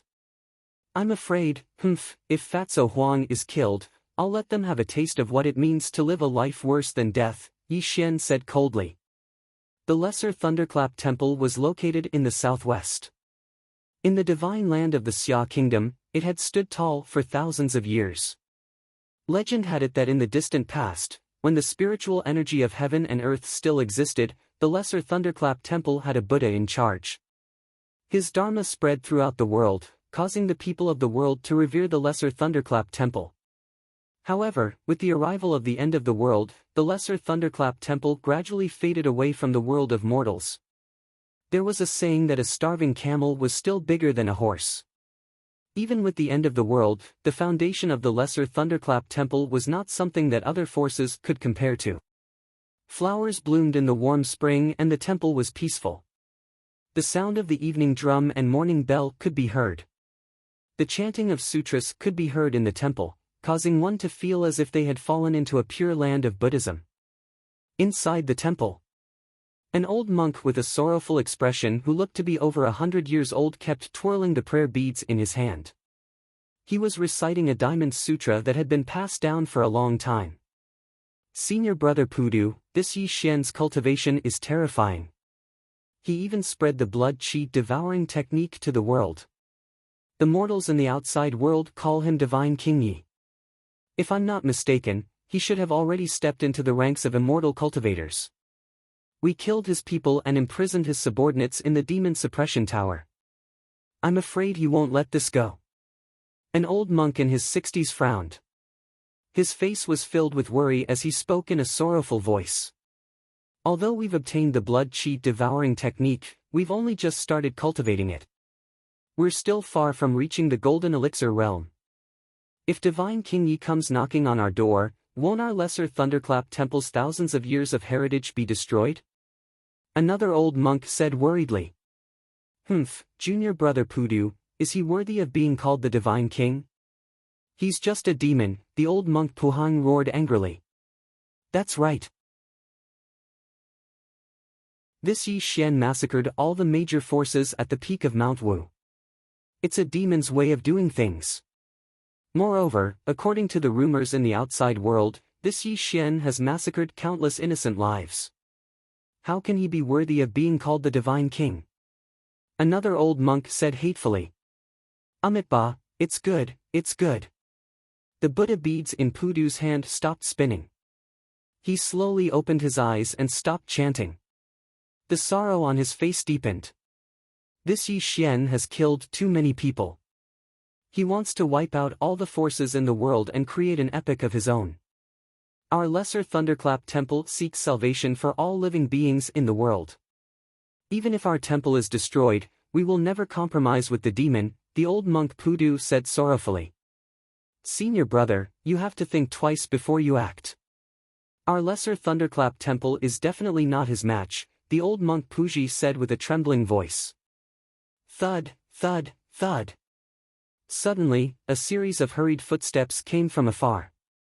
A young novice monk quickly walked in front of the old monks. His forehead was covered in cold sweat and his face was extremely pale. Grandmasters, bad news. That Divine King Yi is leading the underworld toward our lesser thunderclap temple. The young novice monk cried out in fear. If one listened carefully, they would notice that his voice was trembling greatly. Amitba, it seems that it's time to show the power of our lesser thunderclap temple. The old monk Pudu put his palms together and his voice was vast and mighty. Senior brother. Are you going to use the demon-subduing pestle? The old monk Puji asked with a trembling voice. Senior brother, you can't do that. The demon-subduing pestle is the treasure of our temple. The first patriarch left behind his last words. Unless the temple is destroyed, we must not use it. That's right. Why don't we return Divine King Yi's subordinates? At most, we'll give Divine King Yi the Buddhist secret scriptures as compensation. It won't be too late to kill the demon after we've mastered the blood-chi devouring technique. Amitba. The old monk Pudu chanted the name of Buddha and said in a sorrowful voice, what's to come will come. Even if our lesser thunderclap temple is willing to bow down to Divine King Yi, he's a murderer. How can he let us go?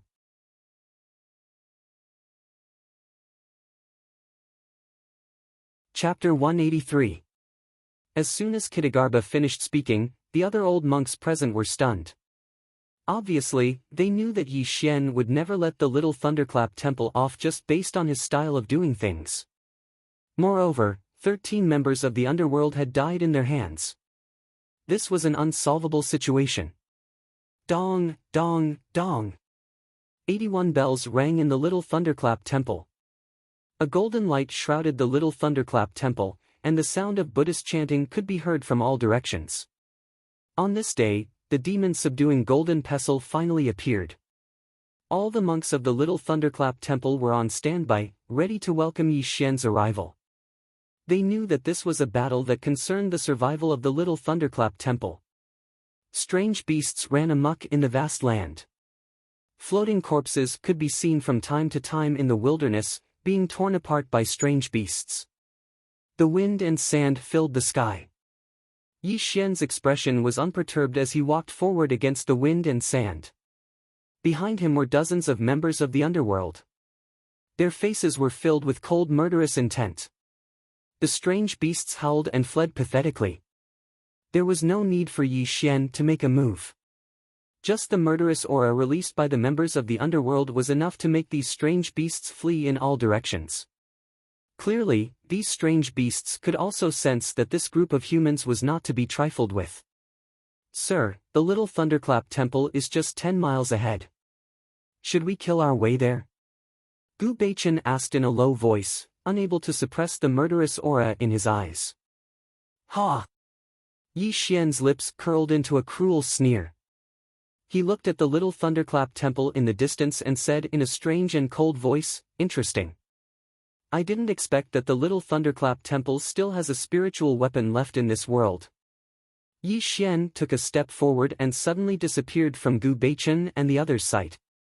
Gu Beichen's expression changed as he quickly called out to Jun Ting and the members of the underworld to speed up and rush towards the Little Thunderclap Temple. Little Thunderclap Temple. The temple's doors were wide open. A large number of monks were holding sticks and waiting for battle. However, everyone's faces were slightly pale because they knew what kind of terrifying existence they were about to face. Woo woo woo. Yellow sand blew across the sky as a slender figure walked out of the sandstorm. His jet-black hair fluttered in the wind as his black ancient robes rustled. Although there was no aura around him, it was as if a towering mountain was pressing down on them. It made the monks feel as if they could not catch their breath. Tap, tap, tap. Yi Xian slowly walked over until he stood in front of the small Thunderclap Temple. A smile appeared at the corner of his mouth. "I have to say, your Little Thunderclap Temple sure has guts for daring to kill someone from my underworld." Yi Xian's voice was calm, but it reverberated in the sandstorm. When he opened and closed his eyes, a sinister light flashed past, causing the monks guarding the entrance of the temple to unconsciously retreat. "Amitabha, good indeed." A loud Buddhist chant was heard, causing the monks to stop retreating. They quietly tightened their grip on the sticks in their hands. "Divine King Ye's fame is unparalleled. Today, you've graced our Little Thunderclap Temple with your presence. Divine King Yi, please enter the temple for a chat." Old monk Pudu's sorrowful voice came from the temple, causing the monks guarding the entrance to make way for him.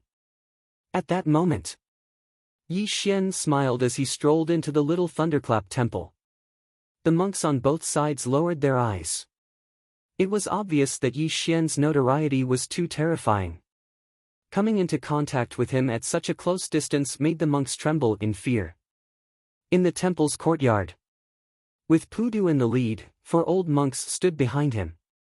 They were putting their palms together and muttering the demon-subduing scripture. The deafening Buddhist chant echoed in the void in all directions. Buzz! The void exploded and ripples spread.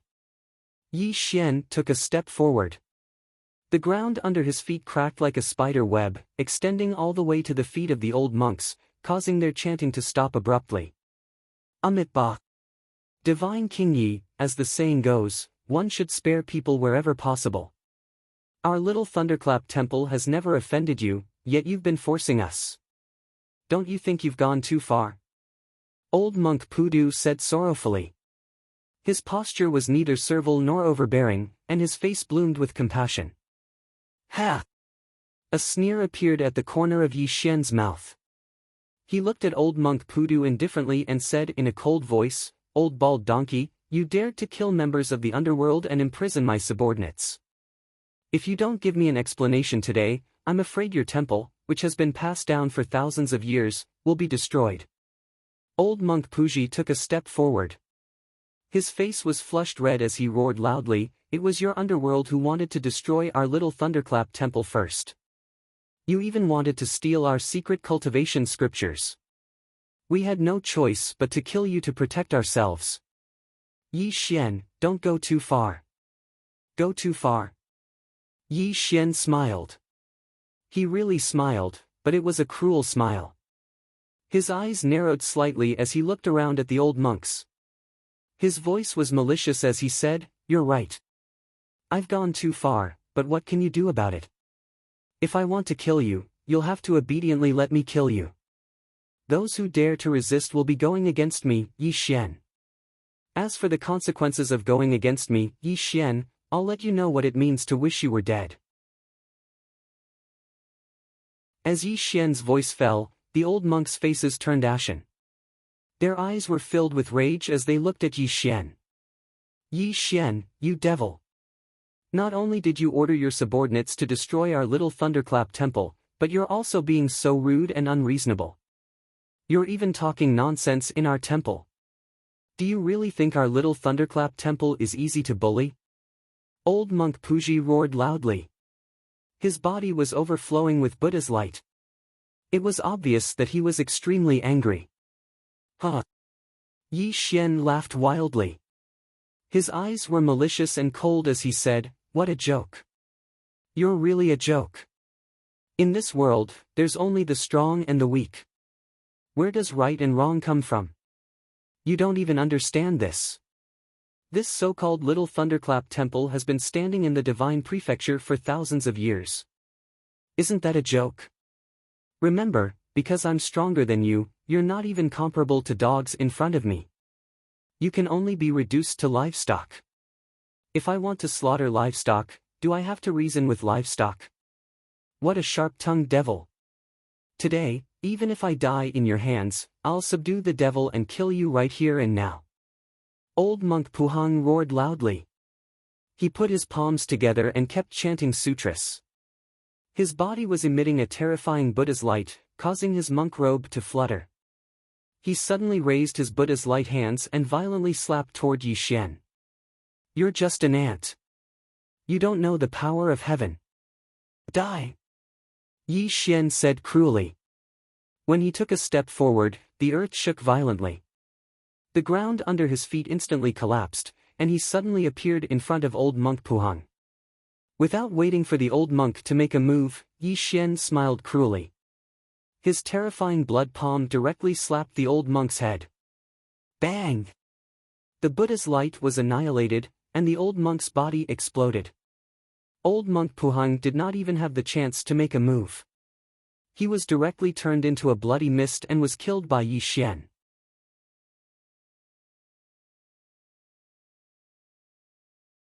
Chapter 184. He was cruel, ruthless, and merciless.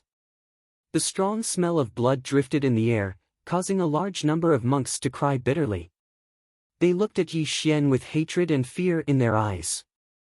They even trembled as they chanted the Rebirth Sutra to expiate the souls of the dead old monks. Amitabha. Kitagarbha put his palms together and chanted the name of Buddha. His face was sad and calm. He did not show too much sadness because of his junior brother's death, as if all of this was within his expectations. In the past, Kitagarbha Bodhisattva swore that he would not become a Buddha until hell was empty. Today, this poor monk will sacrifice himself to eliminate the demon and return the world to its former glory. Kitagarbha sat cross-legged and chanted the Rebirth Sutra. His body emitted a merciful Buddhist light. Rumble. The space rippled as the Buddhist light shone. An extremely surging Buddhist light surged in the void. A 9-story pagoda rose from the ground. The surging Buddhist light blotted out the sky and the earth. A subduing demon golden pestle shot out from the pagoda and bloomed with a resplendent Buddhist light in the void. The subduing demon golden pestle was too surging and too resplendent. When this supreme treasure of Buddhism appeared, the sound of Buddha's chanting could be heard from all directions. There was also a golden Buddhist lotus that appeared in the void. It made people feel a great sense of awe when they looked at it. Amitabha. Kitagarbha chanted the name of Buddha with a sorrowful expression. In the past, when my ancestral master passed away, he left behind his last words. If a demon bewitches the world, even if my little thunderclap temple is destroyed, I will definitely exterminate the demon and return the world to its former glory. Yi Xian, you have killed the innocent and harmed the cultivators of the world. Even if this old monk dies today, I will take you to Avicii and sink you into hell forever. Amitabha. Kitagarbha put his palms together and his body emitted a merciful golden light. His body rapidly shriveled as an extremely terrifying Buddhist light drowned him. After a dozen breaths, Kitagarbha disappeared and a golden sarira appeared in the void. Senior brother. Abbot. You damned demon. All the monks in the temple roared. They looked at Yi Xian with eyes filled with hatred that they had never seen before. Wang. The subduing demon golden pestle surged with light, and the golden sarira hummed as it rotated. When the two sacred objects of the Buddhist sect merged into one, something extremely terrifying happened. Bang! The sky exploded and the void collapsed. 100-meter-tall illusory Buddha sat cross-legged in the void. The golden Buddha's body radiated light in all directions. The merciful Buddha's light illuminated the firmament, making the atmosphere of this part of the world even more sorrowful and heavy. Buddha Dharma idol? The legend is actually true. The Patriarch has appeared. The Patriarch has appeared. All the monks of the little thunderclap temple were crying tears of joy. Everyone's faces were filled with excitement because they knew that when the Buddha's Dharma idol appeared, the so-called divine King Yi Xian would definitely die. At this moment, Yi Xian stared at the Buddha Dharma form from afar. When he opened and closed his eyes, a cold light flashed through his eyes. Because of the appearance of the Buddha Dharma form, he felt that the qi and blood in his body were somewhat unstable. This feeling had nothing to do with his cultivation. It was a natural restraint. One had to know that Yi Xian's cultivation was all obtained by devouring the qi and blood. His hands were stained with the blood of millions of living beings. The resentment and anger around him were extremely strong. Since ancient times, Buddhism and demons had been incompatible.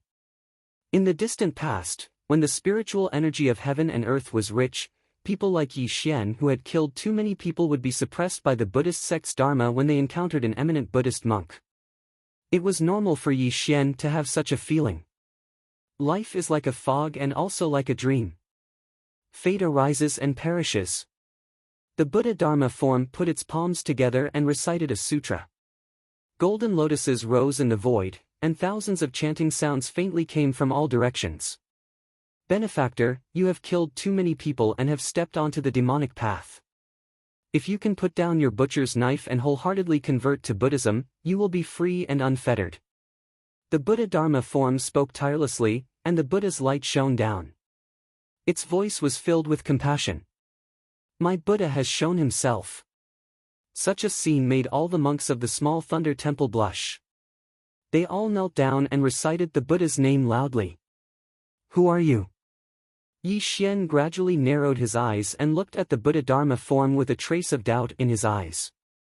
Although Yi Xian had not cultivated for a long time, he had read the Immortal Sutra thoroughly. His knowledge was comparable to that of the immortals in the earth immortal realm. According to Yi Xian's knowledge, the so-called Buddha Dharma form was a kind of thing without spiritual intelligence. It was a kind of Buddhist sect's Dharma spell, and it could not speak human language at all. As for the Buddha Dharma idol that appeared in front of Yi Xian, not only could it speak in human language, it even emitted a Buddhist light that filled the sky as it advised him. How could Yi Xian not be suspicious? Amitabha Buddha. The Buddha Dharma form recited the Buddha's name loudly. Its voice was compassionate and said, "The world calls me Amitabha Buddha, and there are also sentient beings who call me Buddha.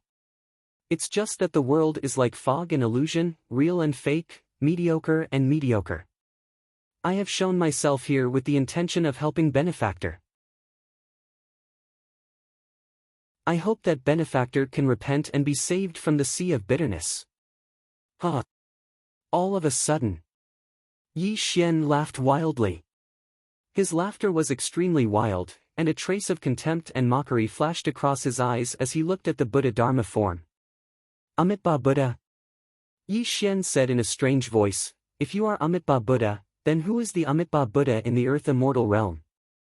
Or is it that the Buddha in the spirited mountain is fake, and you are the real one? As Yi Xian's voice fell, the Buddha Dharma form's aura was obviously stifled, and the Buddha's light that bloomed around it fluctuated slightly, but it quickly returned to normal. Amitabha Buddha. Almsgiver, you have been stubbornly obstinate and have fallen deeply into the demonic path. I can only eliminate the demonic path between heaven and earth. The Buddha Dharma form spoke benevolently, and the endless sky rumbled.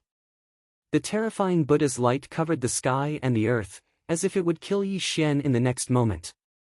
Yi Xian did not show any fear, and his smile was extremely mocking. He said, interesting, very interesting. I am standing right here, and I would like to see what kind of abilities you, Amitabha Buddha, have. Buddha, please exorcise this demon and return peace to the world, Monk Pu Hua cried out loudly. Buddha above, please show the world. This Yi Xian wants to destroy the 1,000-year-old heritage of the small thunder temple. For the sake of the Buddhist heritage not to be severed, please take action and exorcise this demon. Many monks put their palms together and kept praying to the Buddha Dharma form. Unfortunately, under the praying of many monks, the Buddha Dharma form did not attack Yi Xian, even though it was emitting boundless Buddha's light. This puzzled all the monks of the small thunder temple. Amitabha Buddha. Almsgiver Yi, you have committed grave sins and killed many people. If you can convert to Buddhism, it is not too late. The Buddha Dharma form's voice was sorrowful, and it was still trying to persuade Yi Xian. However, in Yi Xian's eyes, the Buddha Dharma form was already panicking and was just putting on an act.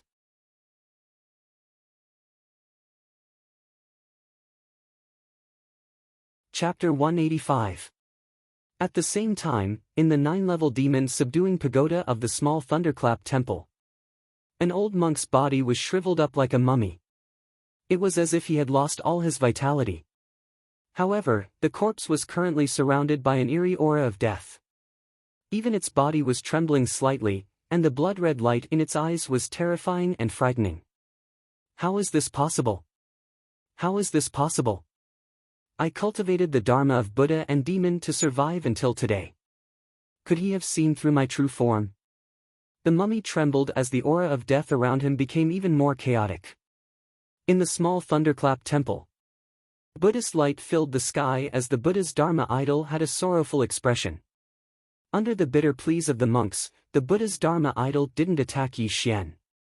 This caused the monks to be puzzled. Since you don't dare to attack me, I'll kill all these monks in front of you. I'll destroy your small thunderclap temple that has been passed down for thousands of years. Yi Xian narrowed his eyes and his expression was extremely strange. Under the Buddhist light that filled the sky, he walked towards the monks of the Little Thunder Temple with large strides. The cruel smile on his face caused people to feel an extremely cold feeling in their hearts when they looked at him. Poof! Yi Xian pointed his sword and a bloody light streaked across the sky. A monk's head was separated from his body. He died tragically at Yi Xian's feet. From the beginning to the end, the monk thought that the Buddha would save him. However, when he was about to die, he opened his eyes wide and saw that the Buddha's Dharma idol didn't move at all. His eyes started to fade away, and he completely lost his life force. With great reluctance, he left the world. Junior brother. Senior brother Ching Su. Disciple. When the monk died tragically at Yi Xian's hands, a large number of angry roars could be heard. TSK, TSK, TSK. Yi Xian shook his head slowly. He looked back at the Buddha's Dharma power and said in a strange voice, "Are you just going to watch them die tragically here without doing anything?" Amitabha. The Buddha said bitterly, "We Buddhists are willing to sacrifice our lives. If their deaths can bring back the kindness in our benefactor's heart, this is a great merit, a great good deed." As the compassionate voice of the Buddha fell, a large number of monks were dumbfounded. They could not understand. Did they have to sacrifice their own lives just to call back Yi Xian's conscience? Puff! Blade light swept across the sky, killing everything in its path. A streak of resplendent blood-red light shot out from Yi Xian's hand, killing a dozen or so monks on the spot. Their beautiful blood stained the ground, and a large number of cries and wails could be heard. Buddha, please be merciful. Please subdue this demon. Buddha, this person has already fallen deeply into the demonic path and has no intention of repenting. If we don't get rid of this demon today, the heavens will not tolerate it. A large number of monks knelt on the ground and kowtowed to the Buddha Dharma idol. The sound of sobbing could be heard from their mouths, but the Buddha Dharma idol did not move at all. Huh. I'm a demon. Yi Xian's expression was strange, and his voice was cruel and ferocious. He said, "The world is called the universe, and since ancient times, it has been called the universe. The sky is Qian, and the earth is Koan. Isn't this world yin and yang? All living things are divided into male and female, and humans are divided into good and evil. Without the slaughter of demons, how can there be the compassion of Buddhas? You keep saying that I'm a demon, and even flaunt yourself as Buddhas. Then let me ask you, if one day there is no more slaughter in this world, and Buddhists no longer need to save all living things, what's the use of Buddhists then?" Like the morning bell and evening drum, like thunder from the ninth heaven, when Yi Xian's words rang out, all the monks of the small thunder temple were stunned. Some of them even murmured. Without the slaughter of demons, where is the compassion of Buddhas? Without the slaughter of demons, where is the compassion of Buddhas? Yi Xian's simple words spoke of all the good and evil in the world, and made all the monks present perplexed. The profound meaning of Buddhism that they had believed in for so many years seemed to have collapsed at this moment. I slaughter the world, I slaughter the human world, but the world respects me as the divine king. The so-called salvation of the world by Buddhists is just your wishful thinking. Today, I, Yi Xian, will destroy your small thunder temple. Let's see if your Buddha will save you. Kill! Yi Xian's sword pointed across the sky, and his killing intent filled the sky. His expression was cruel and ferocious. In the eyes of the Buddha's Dharma form, sword chi filled the sky and brutally penetrated the bodies of many monks. Puff! Puff! Puff! Blood sprayed everywhere, and corpses floated on the ground. A large number of monks turned into cold corpses and fell at Yi Xian's feet. With every step he took, more and more corpses appeared at Yi Xian's feet. Unfortunately, the Buddha's Dharma form had been watching silently from the beginning. Even the merciful Buddha's light around him had disappeared without a trace. The sinister look in his eyes seemed to have solidified. Buddha, tell me, is there really no Buddha in this world if there are no demons? Buddha, I have always believed that Buddhism can save the world, and that we can step into the Western Pure Land after death. But why is my heart telling me that we are wrong, really wrong? What bullshit, Buddha? My senior and junior brothers, why haven't you woken up yet? If he really is Buddha, how could he watch Yi Xian mercilessly slaughter us? All sorts of unwilling questions and angry curses rang out in the small thunderclap temple. The faith of these monks had completely collapsed. Some of them were even running away pathetically. They wanted to escape from this place and avoid this calamity of death. You trash! All of a sudden, a sinister roar came from the mouth of the Buddha's Dharma form. An extremely dense death chi covered him. That pitch-black Buddha's body was emitting an extremely violent aura. All the monks were speechless as they stared at the Buddha they believed in. It was as though their souls had left their bodies. Huh! Yi Xian laughed sinisterly, do you see that? This is your so-called Buddha. This is his true face. I'm impossible. Why is this happening? A large number of monks murmured in fear. They could not believe what they were seeing. At this moment, the Buddha's Dharma form was surrounded by the death chi. The merciful face was gone, and the way it looked at Yi Xian was filled with a fear that had never been seen before. Yi Xian, I have to say that since you can see through my Dharma form, your cultivation base must be above mine. But don't get cocky. Wait till I devour a large amount of blood chi and my cultivation base returns to its peak. That will be the death of you, Yi Xian. Xing! The void trembled as ripples spread out. The Buddha's Dharma form turned into a black light and disappeared into the void. Clearly, he knew that even if he were to attack with all his might, he would not be a match for Yi Xian. Why would he risk his life to fight Yi Xian for the monks of the small thunder temple? This was also the reason why the Buddha's Dharma form had been enduring all this while. Trying to run. Do you think you can run? Yi Xian's body didn't move as a cruel sneer appeared on the corner of his mouth. It was all because no one could safely escape in front of him, Yi Xian.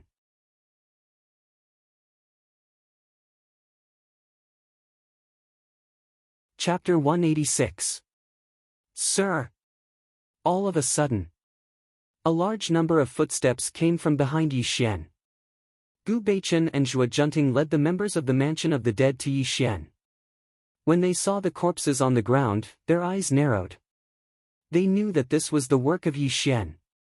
Kill them all. Don't leave a single one alive. Take away all their cultivation techniques. Yes, your subordinate obeys. Gu Beichen and the rest smiled cruelly. They raised the blood sabers in their hands and brutally attacked the few remaining monks. A crushing massacre unfolded in the small thunderclap temple. When the faith of these monks collapsed, they had already lost the ability to fight. Gu Beichen and the rest were at their peak. In less than an hour, they had slaughtered everyone in the small thunderclap temple and looted a large number of cultivation secret manuals from the sutra depository.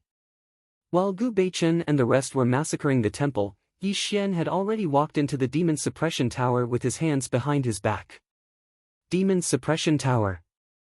As the name suggested, it was the place where the small thunderclap temple suppressed evil spirits. The small thunderclap temple had stood tall in the divine continent for thousands of years. In that distant era, it was one of the most outstanding Buddhist sects in the world. The demon suppression tower's reputation was feared by countless evil spirits. The demon suppression tower was divided into 9 levels. From the first level to the 9th level, all the famous evil spirits of the past were suppressed. The world had changed, and time had changed. With the passage of time, the spiritual energy of heaven and earth no longer existed. The evil spirits that were once imprisoned in the demon suppression tower had long turned into skeletons under the erosion of time. This caused the entire demon suppression tower to be deathly silent. On the first level of the demon suppression tower, in a dark cell, there was an unpleasant smell. All kinds of angry curses could be heard. Yi Xian strolled forward until he arrived in front of a cell. A familiar figure entered his sight. Damn it! When Lao Tzu gets out, he will definitely kill all of you bald donkeys and tear your bodies into pieces. Fatso Huang's clothes were dirty and messy. He was tied up in a cell by dozens of steel chains, but he was still cursing loudly. It was obvious that he was extremely angry and unwilling to be imprisoned here.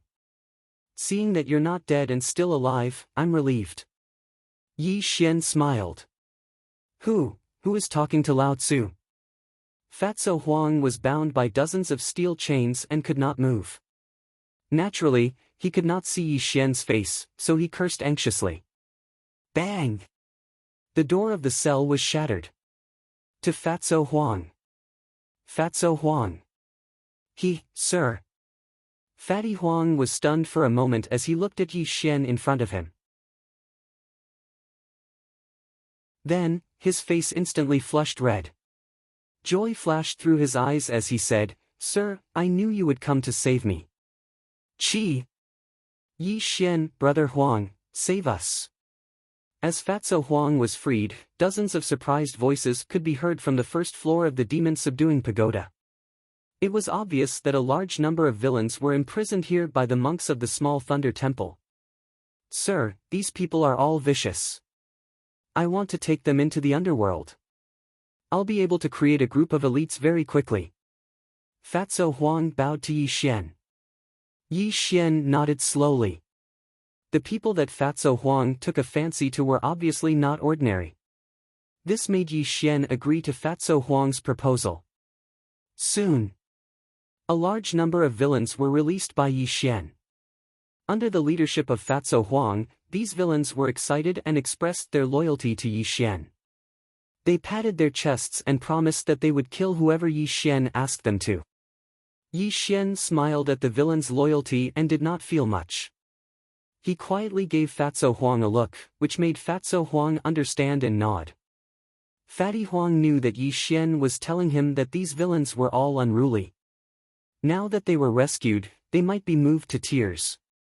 However, once these villains left the demon-suppressing pagoda, it would be hard to say where they would go. Yi Xian was not a person who liked to help others. He was a person who would not do anything without benefits. Since he had saved these people, the lives of these villains belonged to him, Yi Xian. Fatso Huang naturally knew that Yi Xian did not trust these people. He already had a plan in mind. Once they left the demon-subduing pagoda, he would use a slow-acting poison to control these villains. This was a foolproof method. From this, it could be seen that Yi Xian's creation of the underworld was an extremely wise decision. With a talent like Fatso Huang, it could be said that Yi Xian could save a lot of effort on trivial matters. If it were in the past, Yi Xian would have to personally take action and plant a blood contract on these villains. This was undoubtedly a waste of Yi Xian's time. Fatso Huang, let them understand the rules of the underworld. You can take them and leave. Yi Xian said softly. Sir, there are still living people on the first floor of the demon-subduing pagoda. There is no one on the upper 8 floors. Are you not going to leave with us? Fatso Huang asked doubtfully. Ha! Yi Xian's lips curled into a sneer. His voice was strange as he said, You're wrong. There is still old Dong in this demon-subduing pagoda. If I don't find him, won't it show that I, Yi Xian, am incompetent?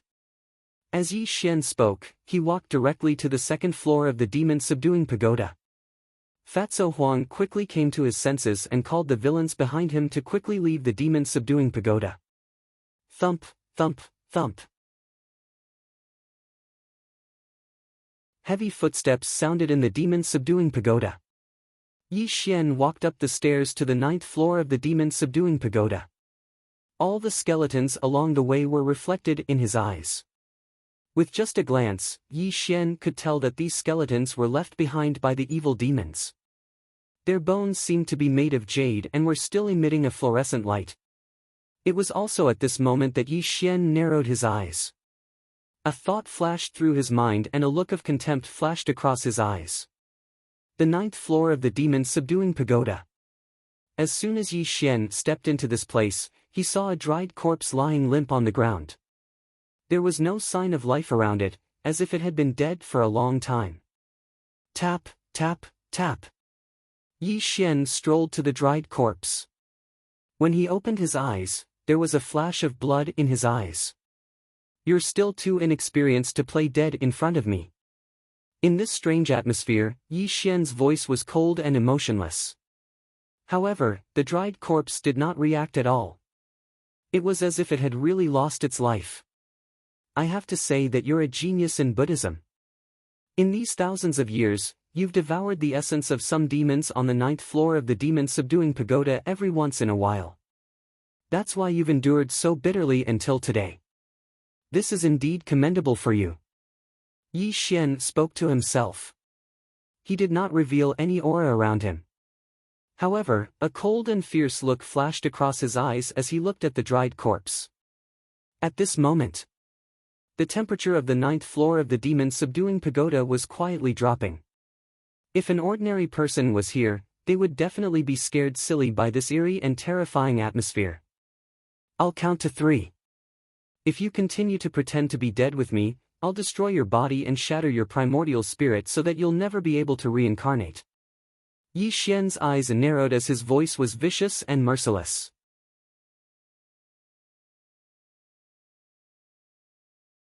Chapter 187. Crack. Crack. Crack. The sound of joints cracking could be heard, and the lifeless mummy finally moved.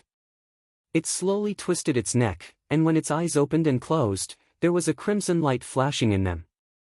An eerie aura of death surrounded its body. How did you know I was here? the mummy said coldly as he stared at Yi Xian. There was a hint of fear in his eyes.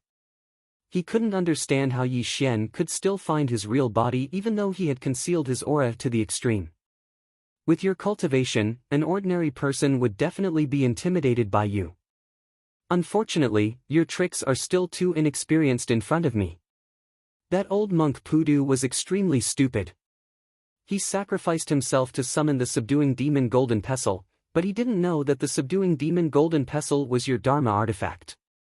His flesh and blood essence were all devoured by you. Yi Xian spoke tirelessly as if he was talking about a very ordinary matter.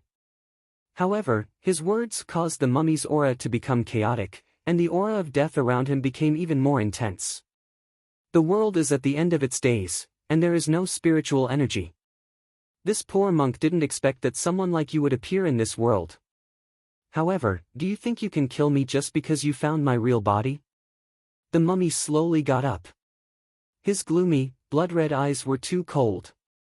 He slowly retreated, and the angry cries of the dead souls could be heard around him. His dry lips parted slightly as if he was smiling at Yi Xian.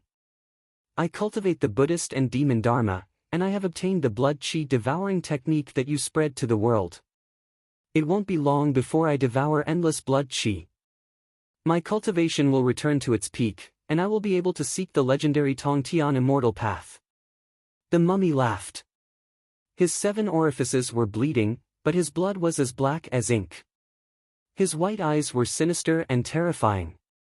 An extremely obscure energy fluctuation bloomed around him, and a 5 elements array appeared under his feet. The power of the array caused the space around him to distort slightly. The 5 elements teleportation array was built by ancient immortal cultivators. It can teleport thousands of miles in an instant. This poor monk has to thank you. If it weren't for your blood chi devouring technique, this poor monk wouldn't have been able to refine the blood chi in my body to activate this array. Wang! The 5 phases teleportation formation shone brightly, and the space around it twisted until the corpse became illusory. In the blink of an eye, it vanished from Yi Xian's sight. Clearly, the mummy was already prepared when Yi Xian stepped into the demon-suppressing pagoda. Even if Yi Xian found it, it could quickly escape from this place. Can you leave? Yi Xian's eyes were gloomy and his voice was venomous and cold. So close, yet worlds apart. Time seemed to stop, and space seemed to be hanging upside down. Yi Xian's palm glowed, and when he stretched out his palm, the space suddenly collapsed. Bang! With a deafening boom, the 5 elements shifting formation instantly shattered. The corpse that had originally disappeared was suddenly sucked back by Yi Xian, causing it to crash violently into the ground. Puff! A mouthful of pitch-black blood spurted out from the mummy's mouth. Its shriveled body was trembling, and its eyes were wide open. It looked at Yi Xian with extreme fear in its eyes. No. Impossible. Divine ability. It's actually a divine ability? You. What is your cultivation level? Could it be that you're that legendary great cultivator? The mummy screamed in horror. Even its body was trembling uncontrollably, because it had discovered an extremely terrifying thing. The technique Yi Xian used was a divine ability unique to the legendary great cultivators of ancient times. No. Impossible. Absolutely impossible. How can you be a great cultivator? The mummy was in a state of madness. It was simply unable to believe the truth that it had guessed. It was passed down from ancient times. In the distant past, the spiritual energy of heaven and earth was abundant, and immortal cultivators were as numerous as carps crossing the river. However, there were also differences among the immortal cultivators. The true great cultivators were all people who possessed divine abilities. To be able to cultivate divine abilities, one had to be at least at the tribulation passing stage, and this also depended on one's own luck. Not every immortal cultivator at the tribulation passing stage could cultivate divine abilities. Even in the era where spiritual energy filled the sky, there were very few immortal cultivators who could cultivate divine abilities. As for people like them, they were known as great cultivators. At this moment, a living great cultivator appeared in front of the mummy. How could it not be shocked and fearful? Not to mention that the spiritual energy of heaven and earth did not exist now, even if it escaped to the outside world and devoured endless blood energy, and his own cultivation level stepped into the tribulation passing stage, it was just an ant in front of a great cultivator who possessed divine abilities. The terror of a great cultivator was definitely not just for show. They had the strength to challenge immortals. If they could ascend and become immortals, their cultivation level would be even more terrifying. Yi Xian's expression was indifferent. He quietly looked at the mummy on the ground, and there was not the slightest fluctuation in his eyes. Ever since he stepped into the middle stage of the tribulation transcendent stage and cultivated a half-immortal body, Yi Xian had naturally cultivated a few of the divine abilities in the immortal scripture. Although he wasn't proficient in using them, dealing with this little corpse was nothing more than a piece of cake. I'll give you two choices. Either you submit to me and be used by me, or I'll crush your primordial spirit today and make you unable to reincarnate forever.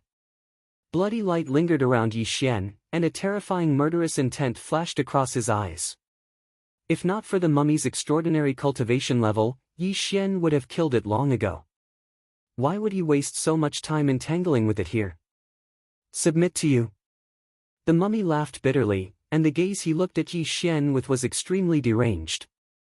He roared ferociously, Yuan Su, am a holy monk of the generation, and I even founded the little thunderclap temple that lasted for thousands of years. You actually want me to submit to you? Yuan Su. Yi Xian was slightly stunned.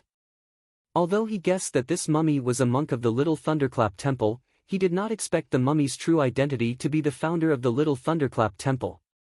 Although Yi Xian had never taken the little thunderclap temple seriously, he knew a thing or two about the founder's name. Legend has it that thousands of years ago, when the world was about to enter the age of Dharma, there was a barefoot monk who walked the divine continent.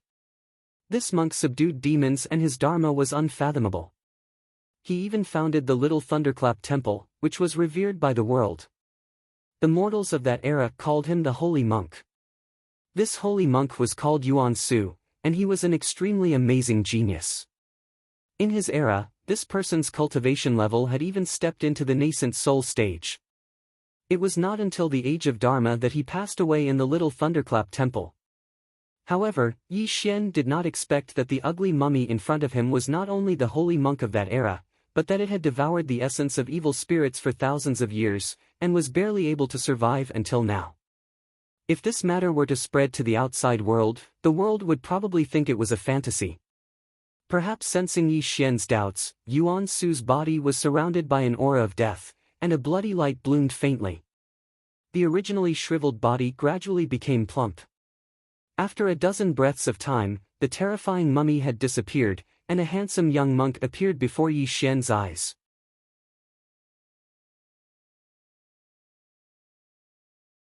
Chapter 188. Although Yuan Su was dressed like a monk, the deathly aura around him was extremely dense. He was basically a monstrous evil spirit. Where was the benevolence of Buddhism?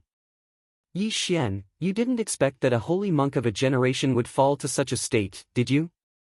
Yuan Su laughed miserably as he stared at Yi Xian. His eyes were filled with jealousy, venomous hatred, and a deep sense of unwillingness. When these emotions intertwined, it made Yuan Su look even more ferocious and terrifying. I, Yuan Su, am a monstrous talent and an unprecedented genius. I started practicing Buddhism at the age of 4, stepped into the Qi refining stage at the age of 14, entered the foundation establishment stage at the age of 60, reached the golden core stage at the age of 100, and finally stepped into the nascent soul stage at the age of 500. I thought that within 1,000 years, I would be able to step into the tribulation stage and transcend the heavenly tribulation with the supreme Buddhist Dharma, ascending to the legendary Earth Immortal realm. Yuan Su's face twisted as he spoke. He looked at Yi Xian with eyes filled with unimaginable jealousy and hatred. He roared, but the world is ending and there is no path to immortality. My body is withering and my cultivation is dissipating. I can't accept this, I can't accept this. I can't accept this. I, Yuan Su, can't become a Buddha. Why must I die of old age like a mortal? Yuan Su's eyes widened. They were filled with blood-red light, as if he had fallen into a distant memory. The fear of death made me question Buddhism. I even set my sights on the evil spirits in the demon-suppressing tower. Because their cultivation was unparalleled and they had committed heinous crimes, I swallowed their flesh and blood and forcefully suppressed their blood-spirit essence in my body to slow down the aging of my body. For thousands of years, I have been practicing the Buddhist Dharma in this dark demon-suppressing tower. That's how I managed to survive until today. As Yuan Su spoke up to hear, he looked at Yi Xian with sinister and jealous eyes. He roared, "What about you, Yi Xian? You're just a junior of this generation. I don't know what kind of opportunity you had, but you've become a tribulation stage cultivator and mastered the legendary divine arts. I can't accept this. I don't understand why a junior like you can set foot on the Tongtian path of immortality, while I, the holy monk of Yuan Su, have to submit to you." Yuan Su roared at Yi Xian. His eyes were red and the jealousy on his face was extremely vicious. He looked at Yi Xian as if he wanted to eat Yi Xian's flesh and drink Yi Xian's blood. At this moment, Yi Xian's eyes were emotionless. He had already understood what Yuan Su had gone through. A deep look flashed across his eyes as he looked at Yuan Su. The story is very interesting, and it also explains the sorrow of your life. Unfortunately, I, Yi Xian, am not a kind person, nor am I here to listen to your story. Since you are not willing to submit to me, then I will personally send you on your way. Wang! The void collapsed and blood soared. Yi Xian's face was cold and emotionless. His palm glowed. This was the light of the soul-slaying God-destroying. It could destroy Yuan Su's primordial spirit and prevent him from reincarnating.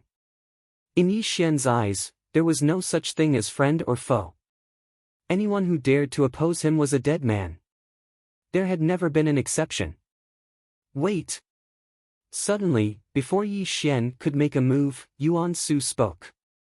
Yi Xian narrowed his eyes but did not release the soul-slaying God-destroying light in his hand. Bang! Under Yi Xian's gaze, Yuan Su's vicious expression disappeared.